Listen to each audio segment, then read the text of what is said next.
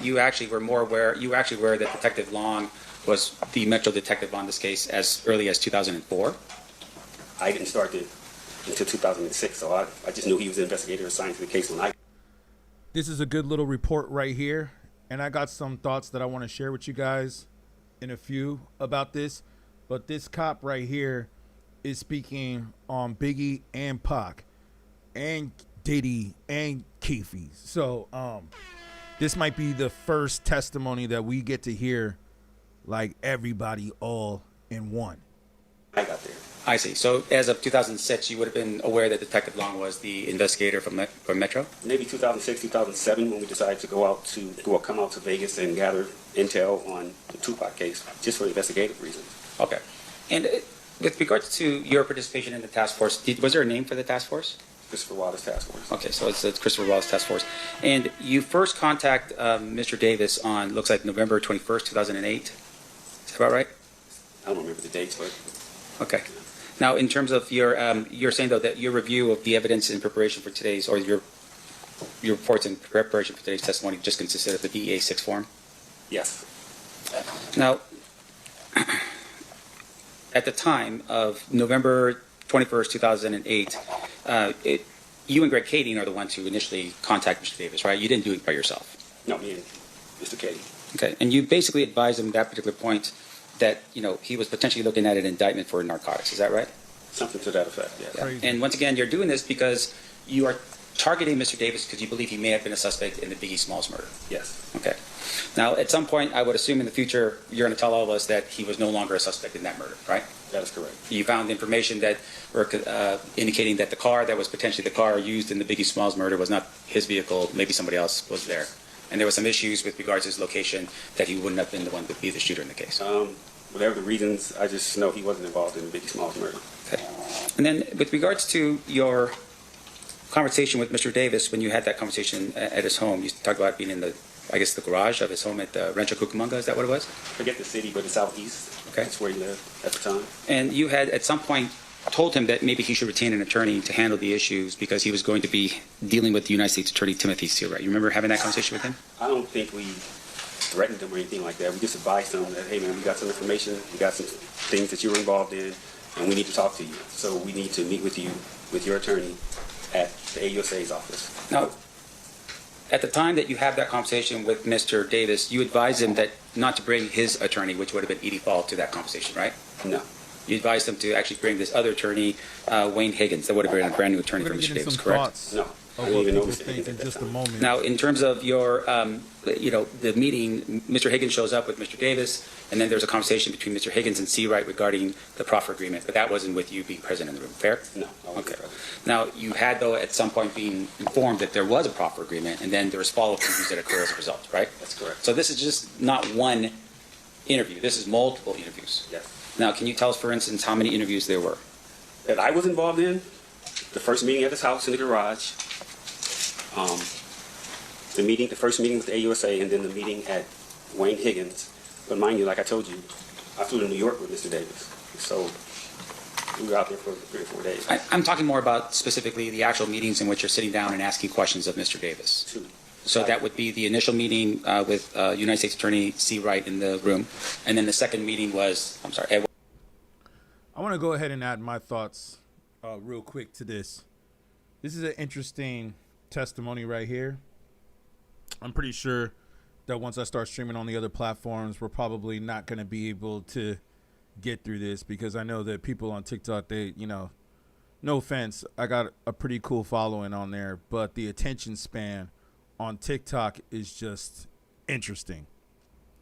So what I will say, though, is that what a lot of us were saying yesterday is that we all believe that Keefe D right here could possibly be just the fall guy. I mean, and it's funny, the woman who's sitting behind him, I think this might be her YouTube channel. I'm not sure. Looks like the same woman, but I mean, all these lawyers and DAs, they all look the same. But what I want to say, though, is that it's very weird and strange that a person would go up and I was reading some comments that said the same thing too. You know what I mean?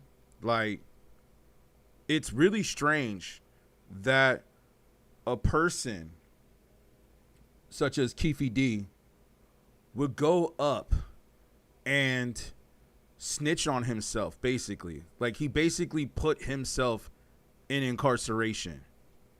You know, and it's just like, why would you do that? Why would you do that? Like, why would anybody do that that's like paying attention? You know what I'm saying? It don't make no sense. It don't make no sense. And I think everybody is pretty much saying the same thing, to the point to where, you know, it makes me wonder, is there a possibility that this man could have been paid off, meaning Keefe D? And not just Keefe D, but maybe there's like some others too as well.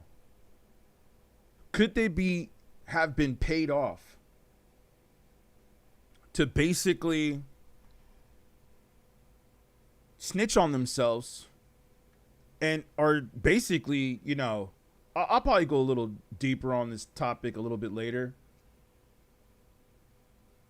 But basically saying that, you know, he's the fall guy and he's going to make a sacrifice. And now this is a very interesting cross-examine. I'm going to come back to this one right here.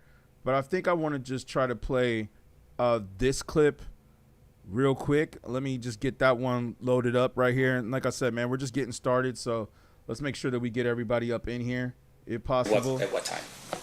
That was with Mr. Higgins at his office on Wilshire Boulevard, if I'm not mistaken. I forget the date. We'll come back to this one. Because you know, he's actually dropping like some good details on this one. But I'm really curious to hear. I think this is going to be the testimony right here, where this cop is saying that basically Keefe had confessed to what he did to Tupac. And named Diddy. So remember when we were saying yesterday, for those of you that were tuning in yesterday, we were basically saying like, oh, okay, well, what happened with Diddy? Like, how come Diddy was never mentioned in this case? But now I think they're finally doing it on day 3. Approximately 2006, were you asked to be part of a task force related to the Christopher Wallace murder? Yes, I was. And can you describe that task force for us? Robbery homicide specials, Getting Los Angeles started. Sheriff's We're just Department, getting started up in here. FBI, ATF, and DEA were all a part of the task force. And was there a precipitating event that caused the 2006 task force to be formed? Hold on, y'all. Yeah, Christopher Wallace's mother filed a lawsuit against the Los Angeles Police Department. And what was the allegation in the lawsuit? That there was police officer involvement in his death. LA police officer involvement? Say less. Please state your age. Please state your age. Say less. Yes. And what was the purpose of the 2006 Okay, so yeah, you weren't there at the time, so that's why you don't really know what's going on here. task force? Go look up Gene Dill, who was the security for Biggie. He just went up and did a YouTube video today, and a lot of people know him. He said straight up that it was the cops that did it. To uncover, first of all, if there was any police officer involvement, and also to hopefully solve This is the guy who was there. murder. That's why I said state your age, because most of the people that believe that are the people that they're the people that weren't around.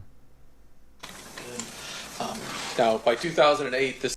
Yeah, but you got to understand that Diddy, Pac, Keefe D, all these guys were all related. They all hung out with each other. Again, like I said, we could tell that you weren't there. That's why I asked you what your age is.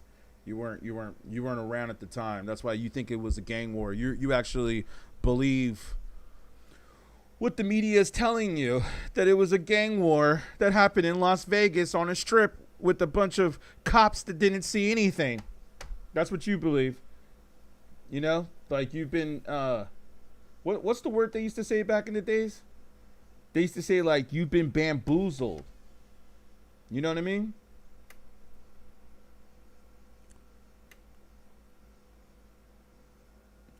Yeah, I think I remember. I think yeah, exactly. Like Gene Deal, he's a guy who's been in the game for a minute, and he's speaking a lot on the culture.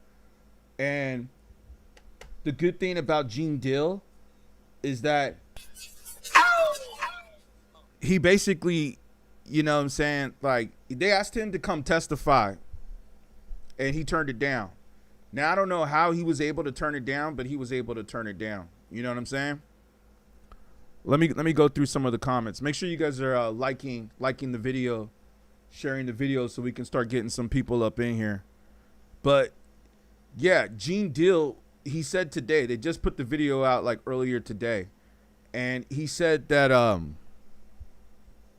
that he was asked to come testify. Now I don't know why they didn't subpoena him, but he was asked to testify. So he's not just like he's not just like some person who's just up here speaking. He's a guy who was very involved, knew a lot of what was going on, knew Pac, and he knew Big. Let me go through some of the what you guys are saying here as we're just getting started. We're just getting started here, so if you can double tap the screen, make sure you guys get some likes coming up. That'll be great. You know what I'm saying? Let me get this thing set up. Big James. Oh, yo, yeah. I was about to say, wait, hold on. I got Raekwon and Rakim on my wall. Yeah. What up, Big James? Shout you out, man. Yeah, you're right. Raekwon and Rakim are definitely some of the best rappers of all time. Lauren, what'd you say? It's definitely just as being answered now. Finally. Shout out Primo for the follow. Hey, make sure, Primo, you double tapping the screen too. You know what I'm saying? Let's get some likes coming in here. Same thing with YouTube. Let's get some likes coming in here. We're just getting started. I wanted to jump on here a little bit earlier. Thank you. Thank you for the likes coming in. It helps get the algorithm going. You guys know how the routine goes. Let me read some of your comments while I play this testimony. This is 11 years after Actually, the let me go homicide. back to this one because you guys were talking about Tupac and Biggie like they're not connected. Like this lawyer or Keefe D's lawyers asking this cop on the stand, like, how is this all connected? You're going to see him connect. Not the dots. one Thank you. interview. This Thank is you for multiple the likes. interviews. Yeah. Now, can you tell us, for instance, how many Lauren, interviews let me there see were? what your comment is. That I was involved in. The first meeting at his house in the garage. What happened to Tupac will be concluded. The first meeting with the AUSA, and then the meeting at Wayne Higgins. But mind you, like I told you, I flew to New York with Mr. Davis. So we were out there for 3 or 4 days. I'm talking more about specifically the actual meetings in which you're sitting down and asking questions of Mr. Davis. True. So that would be the initial meeting with United States Attorney C. Yeah, Wright in I the think room, that a lot of and then that the say second less meeting is, was all at what time? That was it's with all Mr. hype, man. Higgins at his office on Wilshire Boulevard, if I'm not mistaken. Yeah, thank you, Lauren. I'm glad you know better. Okay, So people in Las Vegas- that be October or December 18th. 2008. Do you know why they were in Vegas? Let's see if you can answer that question. Do you know why they were in Vegas? Say less.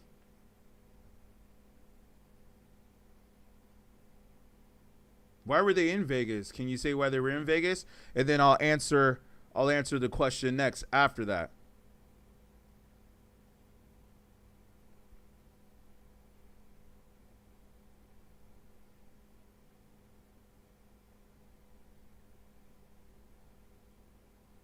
No, don't answer for him. And it wasn't just that, Kevin. Don't answer for him. No, you don't know the real reason why they were there. So he doesn't even know why they were in Vegas. See what I'm saying? He's thinking conspiracy theories. He's thinking they were just in Vegas for no reason. See what I'm saying? Isn't it so funny how people who say what they say, they don't know. Like, he just thinks they were in Vegas for a fight. You just snitched on yourself right now, man. You just showed yourself that you don't really know what's going on. Maybe you should try to open up your mind a little bit and believe in a little bit of conspiracy theories, because sometimes conspiracies are true. Like, for instance, I'll give you an example. Everybody was saying that like I was saying yesterday, everybody was saying that Kanye was crazy when he was talking about Diddy being a Fed and Diddy having access to all this stuff. Then come to find out years later, Ye was actually right. It actually wasn't a conspiracy. You know what I'm saying? It actually wasn't a conspiracy theory. So like maybe you should like open up your mind, do a little bit of research, read some more books, read some magazines, go back, look up some archives on YouTube. It's all on YouTube. And understand why they were in Vegas. I'm not even going to tell you why they were in Vegas. I'm not even going to tell you why, but I'm going to tell you right now, it wasn't just for a fight. And usually when you have a big event that's that huge, that's happening at a time like that, usually people don't get, how do I say the word? What's the TikTok word? Pew, pew. Usually people don't get pew, pew. You know what I'm saying? On a major boulevard street after a major event. It just doesn't happen, especially to like one of the most famous rappers in the world at the time, or it still is. He still is kind of like one of the most famous rappers in the world. So it's just like, yeah. I don't think that people would get away and nobody knows what happens for 30 years later. Thank you for the likes, Primo. I appreciate you. 2008, yes. Do you recall y'all got to do more research, man. actually being involved in a meeting or being knowledgeable of a meeting that took place on this? Yeah, I like Turtles. Diddy did it. Go watch the. Well, I already saw the film. Man, come on. Everything you guys are talking about, I've already watched and studied. I'm watching this cop say that already right December here. 1st, 2008? Yeah, 662. Red June, what up? 662. Meeting that took place on January 7th, 2009. Exactly. More people saw what How happened about to another Pac than the last episode of Seinfeld. Meeting that occurred on February 11th, 2009. I don't recall any of those dates. Okay. I just remember the three that we dealt with. Right. And once again, you're refreshing your recollection off of a DEA 6 form, correct? No, I'm refreshing my recollection off my recollection. I didn't know. 30 years later. And I got to say this, man. And about 20 murder trials. Right. Of my own. Which is amazing. Good It's job. not amazing. Pope It's doing my Chisel. job. Do I know But let's you? just make sure we're clear. I want know to make if sure I this know jury you. understands that you're refreshing your recollection off of a DEA 6 form. No, I I don't know. told you the DEA 6 form that I saw this morning Yeah, you're right about was that, Lauren. transferring the case from the DEA to Las Vegas Metro. That's all that's it. Say less says. All right, so, are you saying that this is all the purely off of homie your that did it? your recollection from 30 years ago. No, I think there's Well, other people 17, 18 involved. years ago when we To got answer it. your question, The case was 30 I think that years ago. I think there's other people that are involved. And in 20 this. murder I think trials later, that, That's right. you're refreshing. Let Okay. me say it, so I'm not talking over this real quick. I think that there's other people. I told you on YouTube. They don't listen to the. That's why you guys don't know what's going on TikTok because, or some of y'all do. Let me take that back. But there's a few of y'all out here that don't know what's going on TikTok because you guys are so used to like seeing clips. You know, like it's like a short attention span on TikTok, whereas like YouTube, it's a little bit more of a longer attention span. You know, like how I'm playing the guy right here talking about how Diddy paid these guys off and cops. That's why there's a cop on the witness stand giving a testimony. There's obvious facts. There's people that were involved with the record labels and the record companies who are clearly saying that there are crooked cops involved in this. Not to mention that you're going to have 25 undercover or not undercover, off-duty police officers from Los Angeles at an event. A very big event, by the way. It wasn't just a fight. Man, I can't even believe that some of y'all say it was just a fight. Just the fact that you say that lets me know right there that you weren't there at the time. That's why I asked what your age is. You see what I'm saying? Like, and like Homeboy said in the chat, one dude, Poke, whatever that name was, yeah, man. It's like I've been talking about this, but not only have I been talking about this, which makes me analyze it further, I was also there with my friends and other people at the time. And it's like, yo, man, that's not something that just happens and people just like, oh, well, who did it? You see what I'm saying? Like, there's also people out there that said that Homeboy wasn't involved in it. There's also people out there that are saying that nobody really had evidence or recollection of Keefe D even being in Las Vegas. So there's a lot to like unfold here. There's a lot to unfold here. There's a lot to uncover here. But like I said, when I read some of the comments that people say, and that's cool. I appreciate the fact. That's why we have the question up here: justice or conspiracy. I like to know some people's thoughts.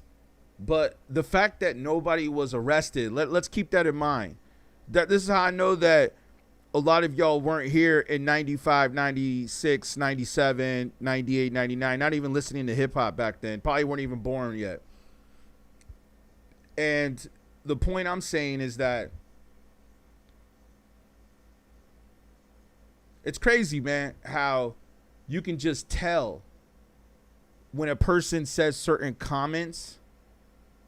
Either they've been brainwashed and manipulated to believe what they hear in the media and the clips that are portrayed, or they just weren't there at the time and they just didn't know. Because this is the point that I also wanted to add to this, is that did you also know that there were no arrests that were made after this had happened? So if they knew that this guy did it, then why weren't these other men arrested? Well, we know what happened to the other dude. He got, pew pew when he got back to LA. Right? I guess I got to use the TikTok analogies, right? He got shot when he got back to LA. Yeah, you're right. The Rampart. Like homeboy has no nobody has no recollection probably of the Rampart division. None of y'all were probably in Los Angeles. You know what I'm saying? He says was I even born then? Yeah, I know I look a lot younger than I am. Thank you. Thank you. I appreciate that. I know I look a lot younger than I am. But yeah, I was there. Yeah, I was there. You can check the resume if you don't believe me. You can check the resume. Just go, like I tell everybody, go to the YouTube channel. Go to the YouTube channel. You'll see some of the people I'm affiliated with. Why don't you do that? Why don't you go do your research first? And then you can come back into the TikTok stream. Primo, exactly. You got it. Keefe's just nothing but a fall guy. And let me tell you this.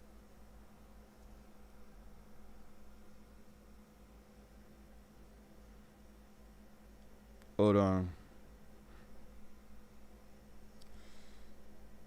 Yeah, you're right. Thank you, Lauren. You weren't even there. Well, like Gene Deal said, Gene Deal, who's like one of the main people who was asked to be on the witness stand.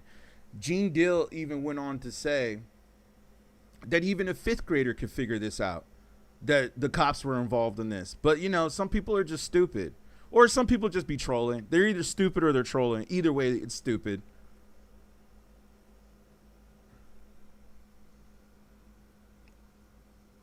Let's see. Say Less says, so how old are you? Probably old enough to be your dad. I'll tell you that. I'm old enough to be your daddy. At the end of the day, I don't care what happened. A 25-year-old man. Yeah, that's true. But I don't think that justice is going to be portrayed in this case. The media needs to get paid first. Yeah, it's all just a shit show.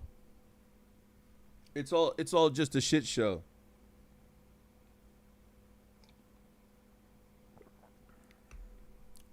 Yeah. Listen. For those that like let me say this. And I mean, not that it really matters too much, but it's like some of y'all like will say, "Oh, I was born then, but I was like, but you were like 5 years old." Like that doesn't really count either. Like you were still a virgin and all that stuff. So it's like, it doesn't really count. You know what I'm saying? Like, oh, you were 5? You were 5 years old when it happened? Oh, wow. That's what I'm saying. It's like some people, yeah, they make OJ Simpson's ratings. Yeah, this is meant to be to tell people what's up. Here we go. Go ahead. Yes. Turtles, let me say what you got to say. So anyone with the opposite view is stupid. Like, what are you talking about, Unc? Stop saying Unc, dude. I ain't that old, man. Like y'all be calling people Uncs who are like 60 years old. I ain't 60, homie. I'm not that old.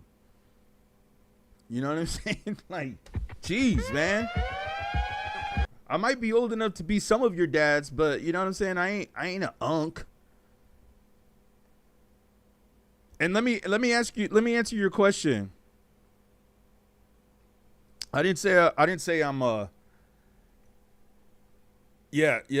Nah, I hear people calling 60-year-olds unk. You know what I'm saying? I see people calling 60-year-olds unk. I'm like, all right, yeah, like that dude's like well over 50, well over 55, and y'all calling him unk. Trust me, man, I see it all the time on TikTok. Yo, the point I'm saying is this. Well, if you think 40 is an unk, then you just proved my point that you wasn't there at the time. You wasn't there, so you don't know what's going on. Like, these dudes in the courtroom are unks. Those are unks. All right. So let me answer one of your questions. Oh yeah, I'll go back to like turtles. What did you say? You said, and Lauren, you said, of course. And thanks for the follow, Poke. I find that surprising. Lauren, you said, of course I want justice to be served, but it's not going to bring Tupac back. No, it's not, unfortunately. And I think there's some people that are still going to get away with this, that were involved, that we're probably never going to know their names. So, no, let me answer your question, Turtles. It's not that I'm saying that anybody that has an opposing opinion is stupid. That's the reason why we have this question up here. I'm saying that some people who go out there and speak on the matter but haven't really done thorough research, which is what I can tell by in the comments, those are the people that are stupid. And it's just like, well, if they're either trolling or stupid, that's stupid either way. But if you have gone back and you've done thorough research, like you could tell me why they were in Vegas, who they were there to see in Vegas, and what they were doing in Vegas, and who was all there in Vegas. Like, if you could give me details like that, then I can say to myself, okay, this is a person who has done some research and has an opposing opinion. But if somebody up there is hating and saying like, oh, well, I don't even know what the hell they were even doing in Vegas, but this is what happened, that to me is stupid. That's what I'm saying. I'm saying that before you can say something or speak on something, you should do a little bit of research first before you say that. Yeah, I agree with you, 555, record label mentality. And it's so interesting how this always happens in hip hop or rap music, shall I say. Yeah, I feel you. Like Sayla says, one invalid point after another. Can't really be, man. Can't really be. I mean, I'm almost at 7,000 followers and you barely have like 300. So I must be making some valid points. I mean, clearly there's like nearly 10,000 people out there and then 100,000 on YouTube who agree with my points. So I guess I must be making some kind of valid points. I think if I wasn't making valid points, my profile would look like yours. I would have an avatar that doesn't even show my face with 300 followers. That's the way, you know what I mean? So I must be making some valid points. People must agree with some of my points, I think. Isn't that the whole purpose of why these social media apps show your following? To show that there's people that agree with your point of view? Speaking of which, shout out Lace the Rhymes for the follow. I appreciate you. It's not like he survived and he able to witness people.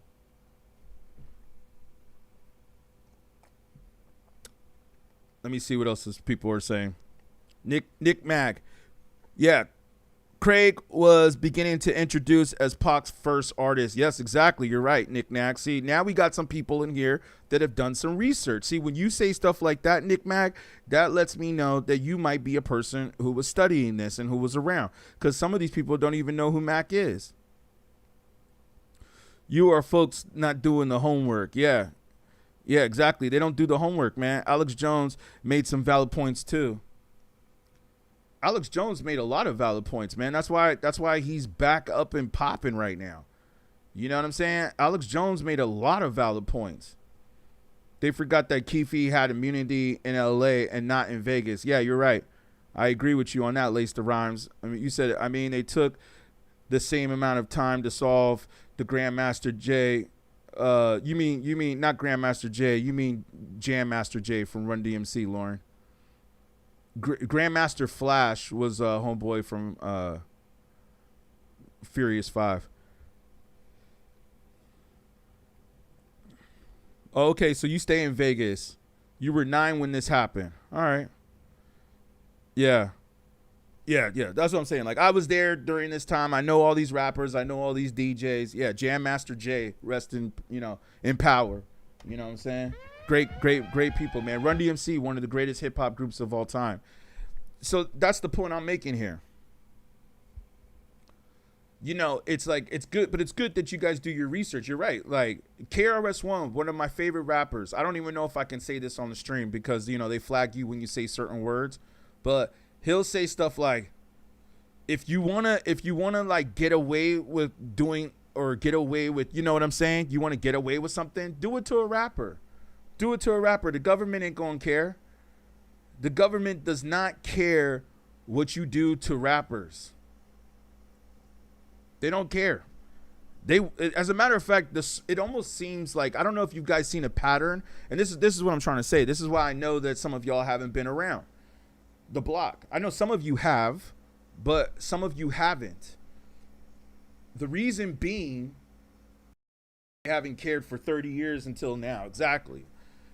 And I think there's a bigger agenda at play here. I don't think that the agenda is, oh, we're trying to really solve this case. I think that what the agenda is Keefe D is the fall guy, and that he went out there and started running his mouth, you know what I'm saying? And saying like, oh, I did this and I did that and I was in the car and all this and that, and, and he went on Vlad TV. He went on, okay, thank you. Yeah, he went on Vlad TV. He went on these other podcasts. And he started telling this story, whether if it was true or not. Now, I'm saying that I got some sources that were there at the time. They said they didn't even see Keefe D in Vegas. All right.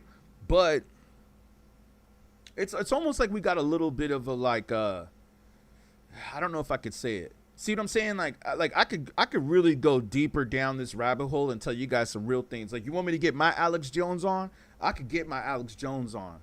And, like, really tell y'all some real craziness that I think what's really going on here. But I'll keep it a little I'll keep it a little bit more not so conspiracy, like you guys said. Not so conspiracy. No, I want to. The reason why I can't is because sometimes when I start speaking too many facts, the stream gets flagged. Like, sometimes, not all the time. Last night we went down some crazy rabbit holes and it lasted. But sometimes when I start talking my stuff, like you said, go Alex Jones. When I start getting my Alex Jones on, they don't like that sometimes. Sometimes they're like, nah, you can't talk about that. You're spreading you know what they say. They flag you. But I'll say this though in code words if you guys can understand. Keefe, to me, after I've started analyzing this some more, and to go back to the other homie's point, no, I don't really care for this trial too much. Like, he's like, oh, you're just obsessed with this trial. I'm not really that obsessed with the trial, yo. I'm more so just curious to see why they are doing this. That's what I'm more curious about. And I mean, and this is a big topic in hip hop, right? Am I right or wrong? This is a big topic in hip hop. So it's like, how could we not really talk about this? It's almost like, man, to not talk about this is kind of, I would be like hurting my channel. Alex Jones got nothing on Bill Cooper. Yeah, I gotta check him out. I think I'm familiar with the name. I'm sure I've heard some of his stuff. Probably just don't remember everything. But the point that I'm making right here is that this guy went up. This is what I'll say on the Alex Jones tip for some of y'all, because I know some of y'all do like it when I go into my conspiracy theories, right? If you want to hear all the other bullshit, you could just turn on the news. The news will tell you, oh, it was gang retaliation. Oh, like Reggie White, the cop that was there, that everybody that knows what's up, that everybody that was there at the time, even before me, that did their research, all says that Reggie Wright, who was on the stand last night or yesterday, everybody says that he's a crooked cop. Everybody says that he's a crooked cop. Everybody, even Suge Knight, that this dude was a crooked cop. These dudes are the kinds of dudes that were out there robbing people, doing all kinds of smuggling, working with the gangs. Like they were cops that were working with the gangs. This is a known fact. This is a known fact. No, Reggie was on the stand lying. Reggie was on the stand lying. How do you, like, listen, this is the point I'm trying to make to y'all. That shouldn't be this hard to understand. We are at a main event. We're talking like a Michael Jackson concert. Just to let you guys know, just to give you guys a little bit of research and background on me, you're talking to a guy who's been to a Michael Jackson concert, okay? I've seen Michael Jackson in person. And let me tell you something. Going to a Michael Jackson concert in the 90s, in the early 90s, was a very big deal. I think going to a Michael Jackson concert at any time was a big deal. Okay? I'm talking about we're at an event that's pretty much just as big as Michael Jackson. I would like for you to go do your research and find out who they went to go see in Vegas. I'm not going to tell you. I'm not going to give you all the. You're going to have to look up and do some of the homework yourself. But I will say that it could be something that's as big as Michael Jackson. You are not going to be able to do something like this, have a gang retaliation at a Michael Jackson. Yeah, kill code. Thank you. You know, some of y'all are putting it in the comments, but I want the people that don't understand to go research this and look this up. But thank you. I know some of you have been answering in the comments, so I appreciate that. Yeah. You're not going to be able to go to a Michael Jackson or a Mike Tyson or a Michael Jordan or an NBA basketball game or a football or a Super Bowl. This is like the Super Bowl. We're talking something that's like similar to the Super Bowl. Well, yeah, you know what's weird about that too, Primo? It happened in the same hospital that happened that Pac left in. It was the same exact hospital. Prodigy and Tupac were both, unfortunately, that happened to them in the same one. Isn't that weird too? That's weird too, man. This is why I always feel weird when I go to Vegas. No offense. I know you said you're from Vegas. I like Vegas. But you know, it's changed though, man. It's changed. Like I've been going to Vegas since the 90s. Like Pac and all that. So you're talking to someone like who's been going to Vegas since the 90s too. All right. And I can tell you a lot has changed in Vegas. I think that's another reason for this trial. That's another reason for this trial. I think they're trying to make Vegas look better because let me go back to the point that I'm saying. Let me go back to the point that I'm saying. That this dude goes on all these podcasts, right? And let me ask you a question. Let's see who's got the high IQ here. Let's see whose IQ is over 100. Just forget what you're hearing on the news. Forget what you're hearing in this fake ass trial. Forget what the actors are telling you. You know, there's paid actors out here, right? You said Area 51 is in Vegas too. Let's forget all the paid actors. Let's forget all the CIA agents. Let's forget all the undercover feds. Let's even forget the fact that Suge Knight went on TMZ today. Okay? He went on TMZ today and said that dude who took the stand yesterday, Mob James, is a fed. Let's forget the fact that Kanye West said that Diddy is a fed. Let's just forget all that. Let's just say that this is all conspiracies, right? But anybody, I think, personally, with half of a brain, you don't even probably have to use your full brain power to figure this out. That there's something else going on here. That you're going to tell me that you send the biggest rapper on the main strip and he doesn't have security with him and he gets murked on a main street in Vegas after a Tyson fight and there are no arrests being made and you got 20 to 30 off-duty police officers from Los Angeles in your city with the LAPD and the Las Vegas Police Department and there are no arrests made? Get out of here, man. Like I said, man, a fifth grader could be able to figure this out. And then thank you, Raj, for bringing up Gaddafi. Yeah, man, and then that's crazy. He's in the car that's behind what happens, right? And then all of a sudden, what happened? He goes back to the East Coast, and then unfortunately, he meets what he meets, right? This dude, Fly, said that the Bloods were the ones that took out Biggie. It's a known fact that the Bloods did not do that. So y'all are people that don't even do your research, man. It's a known fact. Like, there's a movie called City of Lies starring Johnny Depp. We were talking about this yesterday. It's a great movie. You should go watch that movie. I know you're going to say, oh, it's a movie. So, there's a lot of truth in that movie. That's why you didn't hear about it, because they didn't want that movie to come out. The movie clearly tells you who took Biggie out. And I can tell you right now, it was not a Blood. And I'm not going to tell you who it was, because I'm just not going to say it. I'm not going to say it on this stream. Yeah, thank you, Kintelligent on YouTube, because I'm also streaming on YouTube as well. But shout out those of you on TikTok. Those of you on YouTube, please like the stream. Kintelligent, if you could like the stream, that helps the algorithm, man. Get some people up in here, you know how the algorithm works. Yeah, it was a great movie. Yeah, Kintelligent says common sense ain't that common. You damn right, man. Common sense just ain't that common. Like, yo, dude, go see the movie City of Lies. I think you can watch it for free on Tubi. Everybody that knows what's up, that did a little bit of research, knows damn well who took Biggie out. We all know who took him out. And they're not going after the guy who took him out. Everybody knows. Everybody saw it. There were witnesses who saw the guy. There were witnesses who saw the guy that did it.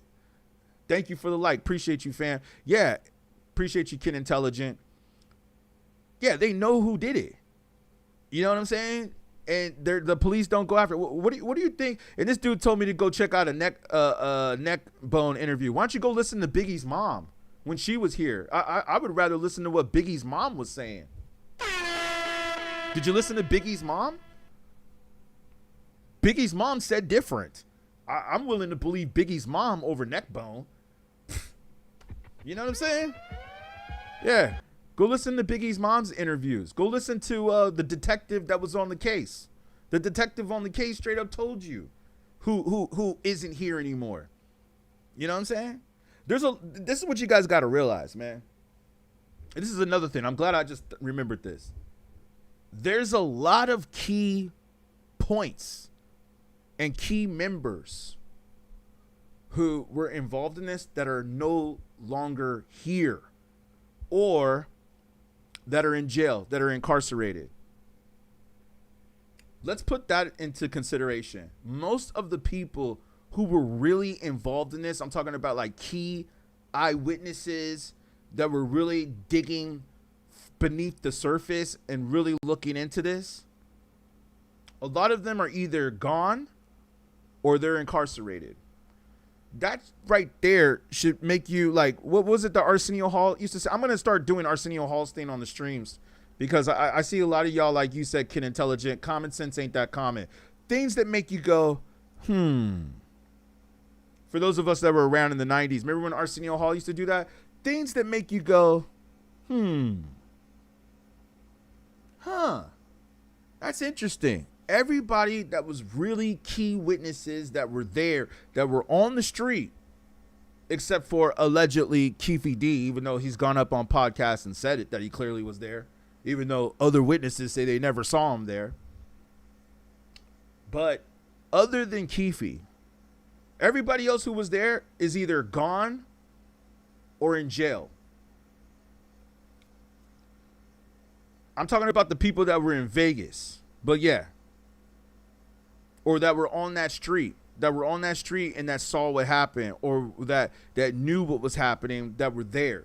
Suge is incarcerated. Diddy is incarcerated. Everybody else that was in that car with Keefe is no longer there, is no longer here. Everybody that was in the car behind is not here. The people that so-called allegedly retaliated are not here.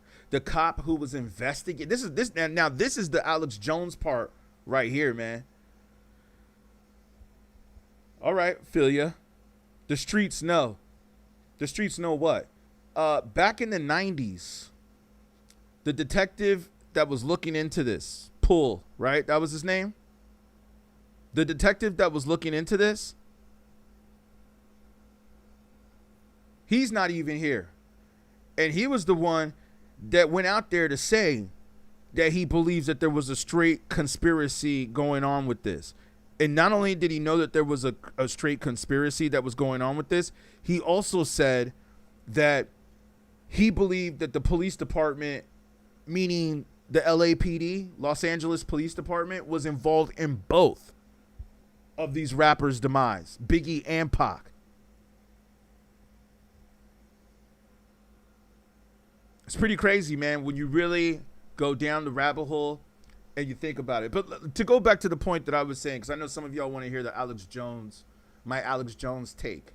Put on my tinfoil hat, right? The point that I also want to make is that it's clearly obvious that this man went on all these podcasts, did all of these shows and these episodes to incriminate himself, which is very stupid. Yeah, but Red Jane, you're right. Thank you for saying, no, not thank you. I mean, it's very unfortunate. But do you know where it happened?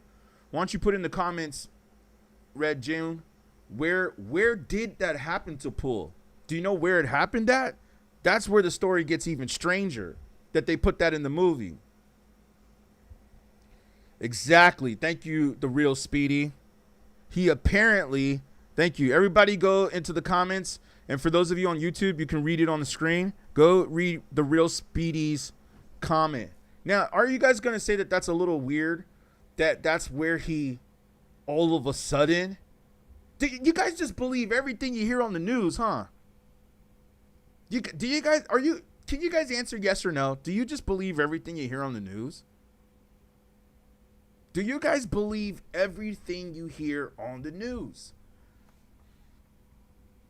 Let's also not forget that Poole was getting ready to go write a book. He was getting ready to write a book about what happened. Yeah, well, Red Jane, did you read the comments? Everybody just told you where this happened. Ken Intelligent, you said Denzel portrayed Rafael Perez. Oh, yeah. Thank you. Denzel, Training Day. Great point, man. Alexander, you said hell no. Exactly. Yeah, you're right. That's what Training Day was about. Thank you, Ken Intelligent. I appreciate you, man. I appreciate you for jumping on the chat, man. Hope you're following, because we do this every day. Yo, this is who Denzel Washington was portraying in Training Day. He was portraying the crooked cops in the Rampart division. You said he portrayed the Rampart cop Rafael Perez, the movie Training Day. The car Alonzo was driving, the plate had Perez on them. Yep. Good point, man. Great fact. Great fact. Fact check. Suge said, if you solve one, you'll solve the other. Exactly, man. And thank you, Alexander, for saying that you do not believe in the news, because it sounds like some of these people believe what they hear on the news. Listen, man, I think it's yet to be seen what happened to Russell, you know what I'm saying, at the headquarters. Like, I don't know if I fully believe that. Oh, like you hear somebody who witnessed something, and then all of a sudden, they just like fall down. They just fell, and they're no longer here. Oh, that's what happened. They just fell. They fell, and y'all go and believe that shit. Y'all go and eat it up. Oh, well, yeah, I guess he fell. I guess that's what happened. That's why he wasn't able to write his book, because he fell down. Or something else happened. Some other unfortunate catastrophe happened. You see what I'm saying? Bond Silver says, do I think he's going to beat it? Born Sinner. That's a great question. I'm going to come back to your question in just a second.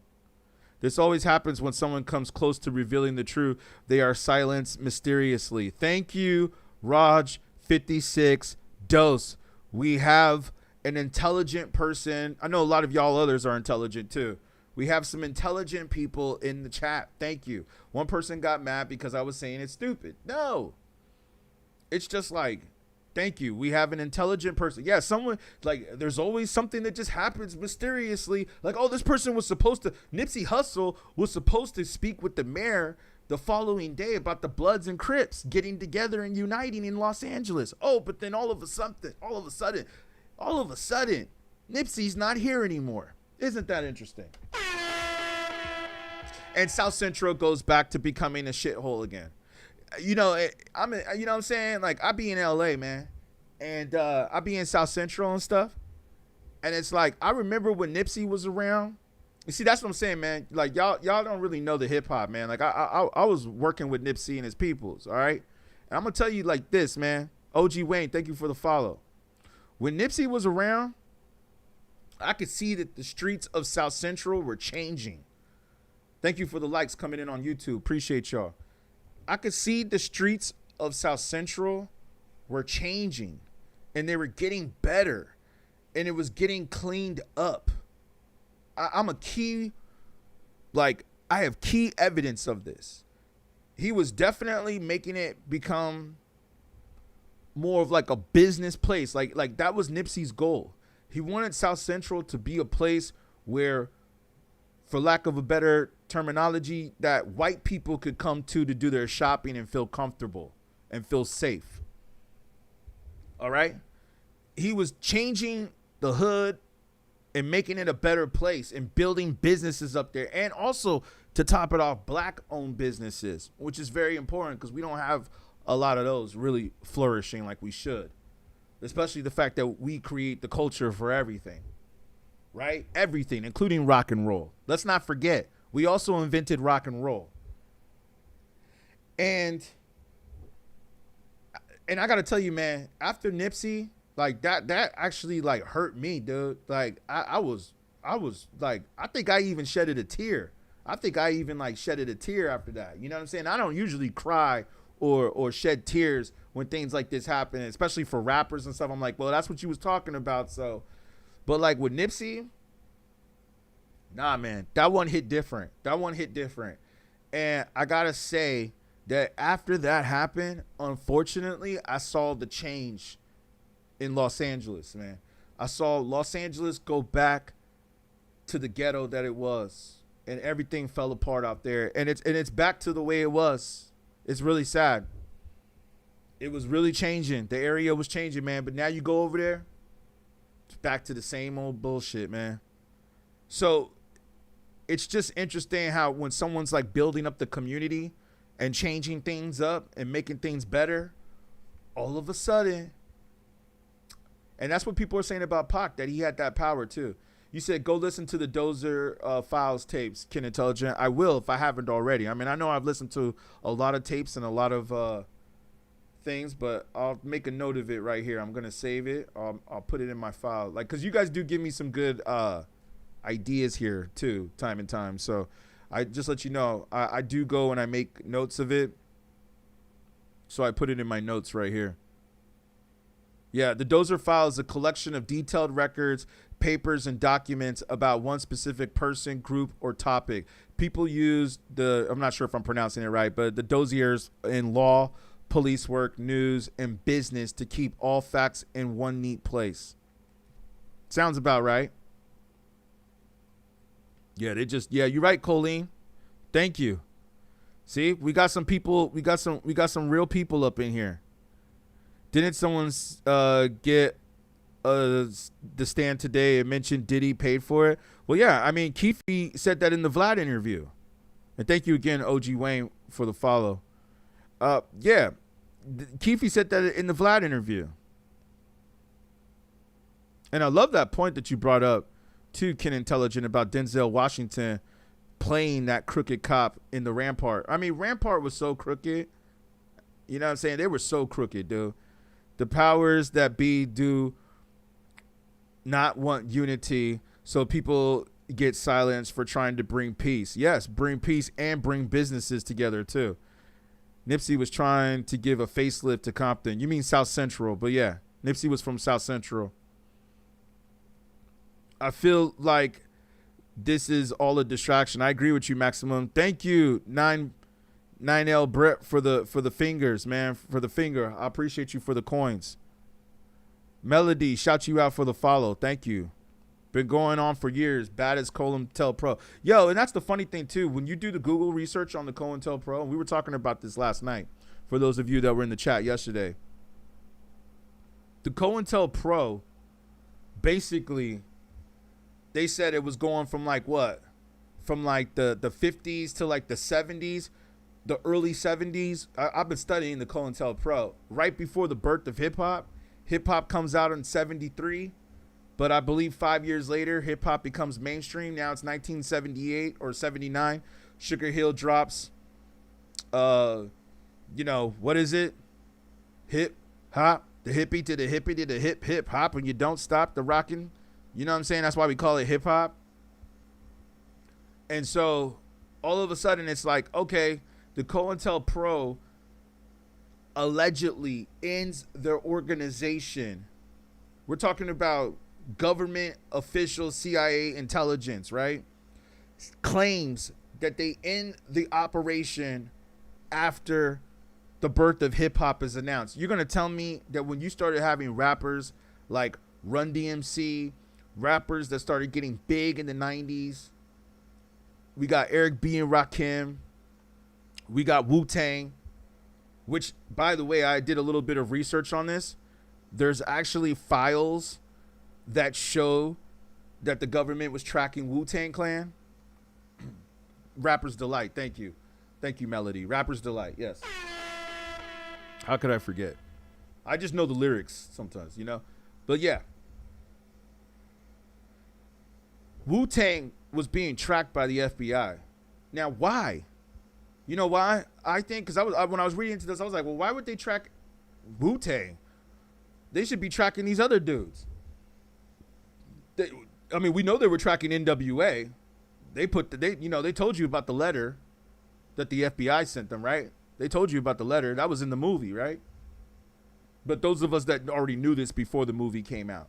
But the other thing is like, they're tracking Wu-Tang. Now, I went back and I thought about this and I'm like, because I'm a hardcore Wu-Tang fan. For those of you that can't see it, I got a picture of Wu-Tang on my wall right here. I know you can't see it on TikTok, but maybe y'all can see it on YouTube. I got the 36 chambers on my wall. Now, I know why they were tracking Wu-Tang. You know why? Because these dudes are 5%ers. They don't want that knowledge to come out. When's the last time, especially if you look at how degenerate hip-hop has gotten, when's the last time you heard somebody say that they're a 5%er? I'll wait. Yeah, exactly. I remember back like in the early 90s to the mid 90s, you heard a lot of rappers talk about that they're 5%ers. They'd be like, yo, man, I'm a 5%er.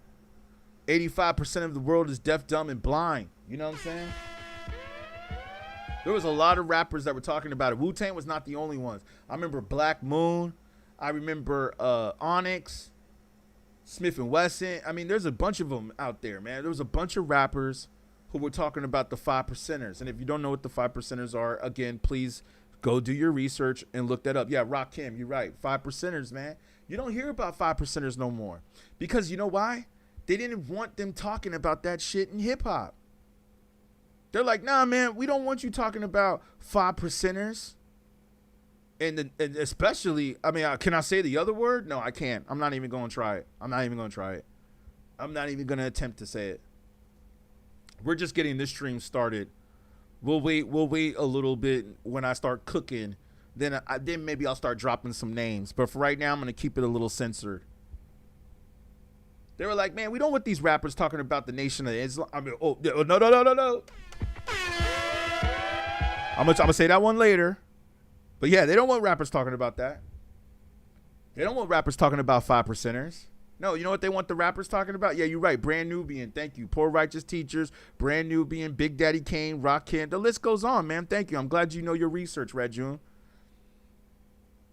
They didn't want rappers talking about 5%ers. No, and notice how we ain't got no more Brand Nubians. We ain't got no more KRS-Ones, or KRS-One is not mainstream like the way he was. We don't have no more OCs. We don't have any more Wu-Tangs at a major mainstream level. That's what I'm saying, y'all. What do we have now?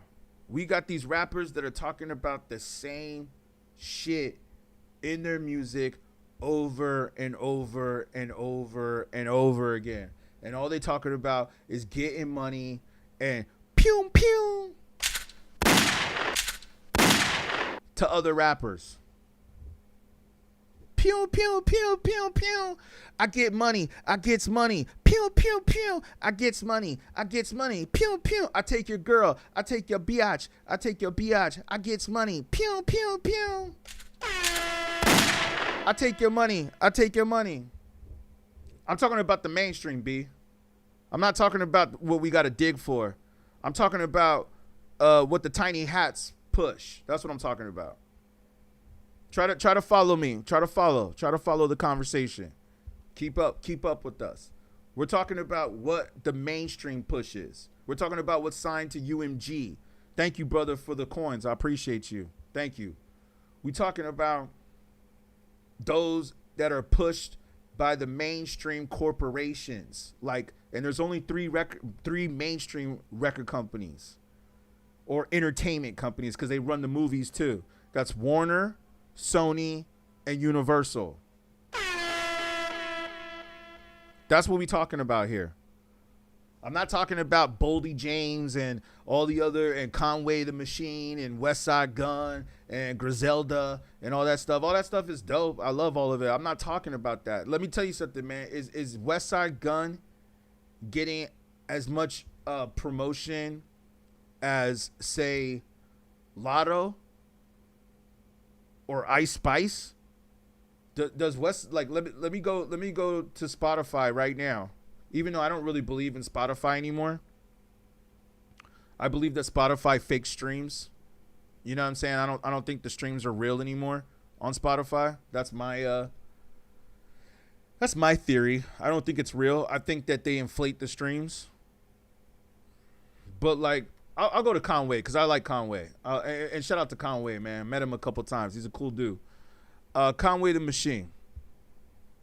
Let's see how many streams Conway the Machine has. Who's I think out of all these new, I mean, he's not really new, but I think out of all these rappers who are kind of keeping the culture alive, I think out of all of them, Conway the Machine is probably my favorite, even over Benny the Butcher. I mean, I like Benny the Butcher too. Shout out Benny the Butcher. But if we go to okay, so exactly, this is my point here. Conway the Machine has 850,000 streams, monthly listeners, which is great. That's great, man. Shout you out, man. That's great. That's an achievement. All right. That's an achievement, man. He has less than 1 million monthly streams, all right? Now, let's go to Sexy Red. I know I hate this analogy, but we have to do it. Let's see how many monthly listeners on Spotify Sexy Red has. Okay? All right. Sexy Red has 17 million. Sexy Red has 17 million. Let me just make sure I see that number correctly. Hold on for a second. Yeah. Sexy Red has 17 million monthly streamers, while Conway the Machine doesn't even have 1 million. That's what I'm talking about, B. That's what I'm talking about.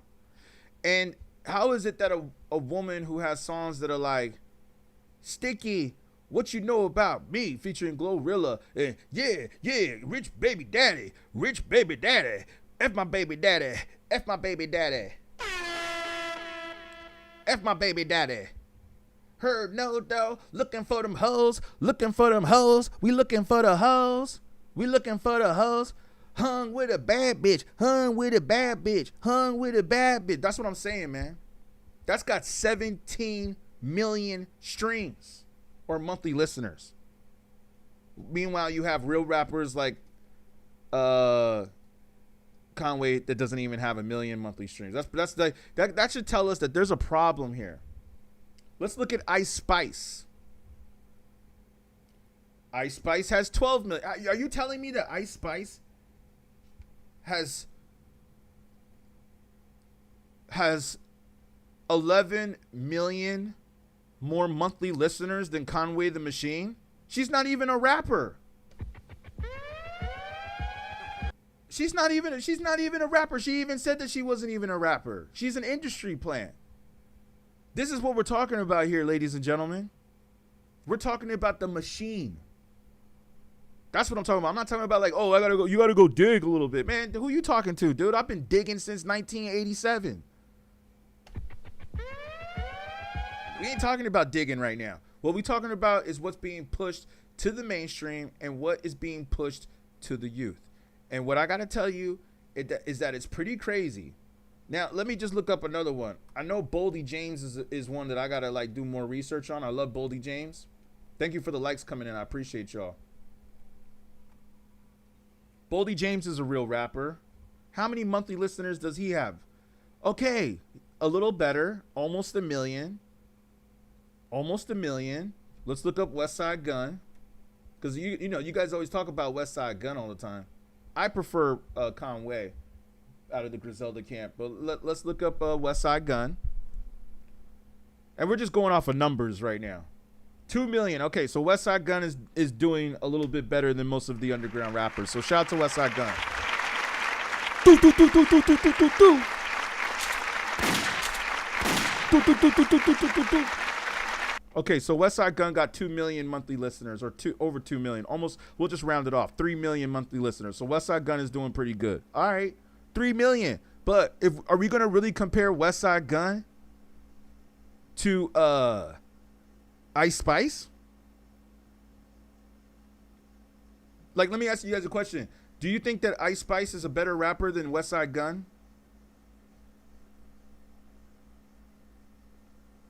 We're going to come back to that take. Yeah, you know what I mean? It's ridiculous. That's how they keep their prison systems going, and the actual people on top keep making money. Yeah, you're right, Frank. And you're right. I'm glad you brought that up because that's exactly what Ice Cube spoke about, the secret meeting that happened with the record labels. Funny Arsenio was shut down shortly after having Lewis on. Yep, you're right. Things that make you go, Well, check this out, man. I'm the new Arsenio Hall, so shout me out. Thank you, brother, for the follow, for the share and the follow. T Zeus, what's good? Especially females rappers this thing. Yeah, they're all the same subject matter. Most of these female rappers, except for Rhapsody. Keefy D, thank you. I appreciate you, B. Yeah, you know, sometimes I'm just gonna break down some knowledge here, and I appreciate the coins coming in. I'm catching up to some of the comments right now. Thank you, Frank, for the follow. Thank you, B, for the follow. Red June. Yep. The music industry releases music that keeps society dumb. It's all part of the plan. Yes, you're right, the real Speedy. You're absolutely right. They're S or Smig. Thank you for the follow. Appreciate you. FR, Speedy. Yeah, for real, for real. Benny, the best in your opinion? I could see that. I could see that. Shout out to Benny. Like I said, y'all got to go check out my YouTube channel, too. All you got to do is just click where it says beatGrade, or you could Google me. Google me, you know what I'm saying? But if you go to beatGrade, beat like a music beat, grade like you graded paper in school, GRADE, all one word, beatGrade. You can go to my YouTube channel and you can see some of the interviews I've done, some of the shout outs I've gotten from people. Check the resume. But yeah, Benny the Butcher, the reason why I brought that up is because Benny the Butcher gave us a shout out. So I'm glad that you said you like Benny the Butcher better because yeah, he shouted out. He shouted me out. I got a shout out from Benny. Ice Spice is an industry plant. Ninja Man. Yeah, I agree with you, man. I think she's definitely an industry plant. I think she's even admitted to being an industry plant. And again, I don't want to like go off on the whole academics thing because I don't like to give him too much clout. But I remember when this is why I'll never consider academics real hip hop. I'll never and I think the truth is coming out about him too. He's also a plant. He's a YouTuber plant. Like I think the CIA is now planting YouTubers and TikTokers. You know what I'm saying? and they're making it seem like these dudes like, yo, like even Ben Shapiro. For those of you that do some research, you know, because I'll look at these political people too. I watch like what these political people do sometimes. I don't really talk about them, but I'll look at what they doing. But just to say something real quick on that, like Ben Shapiro, I remember he hired a YouTuber for his channel, and this dude's got like millions and millions of dollars. I mean, he was born rich and he's part of the Tiny Hats. But it's like, yo, he had this YouTuber who was sitting in a room like me, acting as if this person was like in a room talking on the mic, when in reality they were actually like in a professional recording and film studio, and they made the set and the set design look like an apartment. Plants, man. You know what I'm saying? Like they are straight up inserting people now to make them look like they're just YouTubers in their room, when in reality these people are psyops. You know, like I'm serious about this. I forgot her name. It was that girl that was like in her apartment, or she wasn't even in an apartment. She was in a film studio, in a professional film studio, but the set was designed to look like an apartment. Yeah, just like Vlad. That's a good point. Well, I mean, but you see, this is the difference though with Vlad. I'll say this on Vlad's behalf. Yeah. Well, Vlad is the reason why Keefe is in the position that he's in right now. But I'll say this, man. Vlad is different because Vlad has gone on to admit that he's a multimillionaire. Whereas like this other girl, I don't think she did. I think she was trying to play the part like as if she was like this girl that was just talking in her room. And it's like, yo, you're on a major company, you're signed to a major network, and you're over here trying to pretend like you're one of us. Like, I'm really doing this from my place. I'm really doing this in my room. I'm not fronting with y'all, pretending like, oh yeah, I'm just talking about hip hop, and then and I'm really like in a mansion. I mean, that'll come pretty soon. But when I go to my mansion, I will show you guys that I am in a mansion. I'm not going to pretend that I'm still in an apartment when I'm in a mansion. You feel what I'm saying? Arizona says, free Keefe D, Vlad a narc. Yeah, I mean, listen, this, and I'm glad you brought that up, man, because I feel that this whole Keefe D thing is really weird. Hold on. Let me make sure I got some of the chats coming up on the.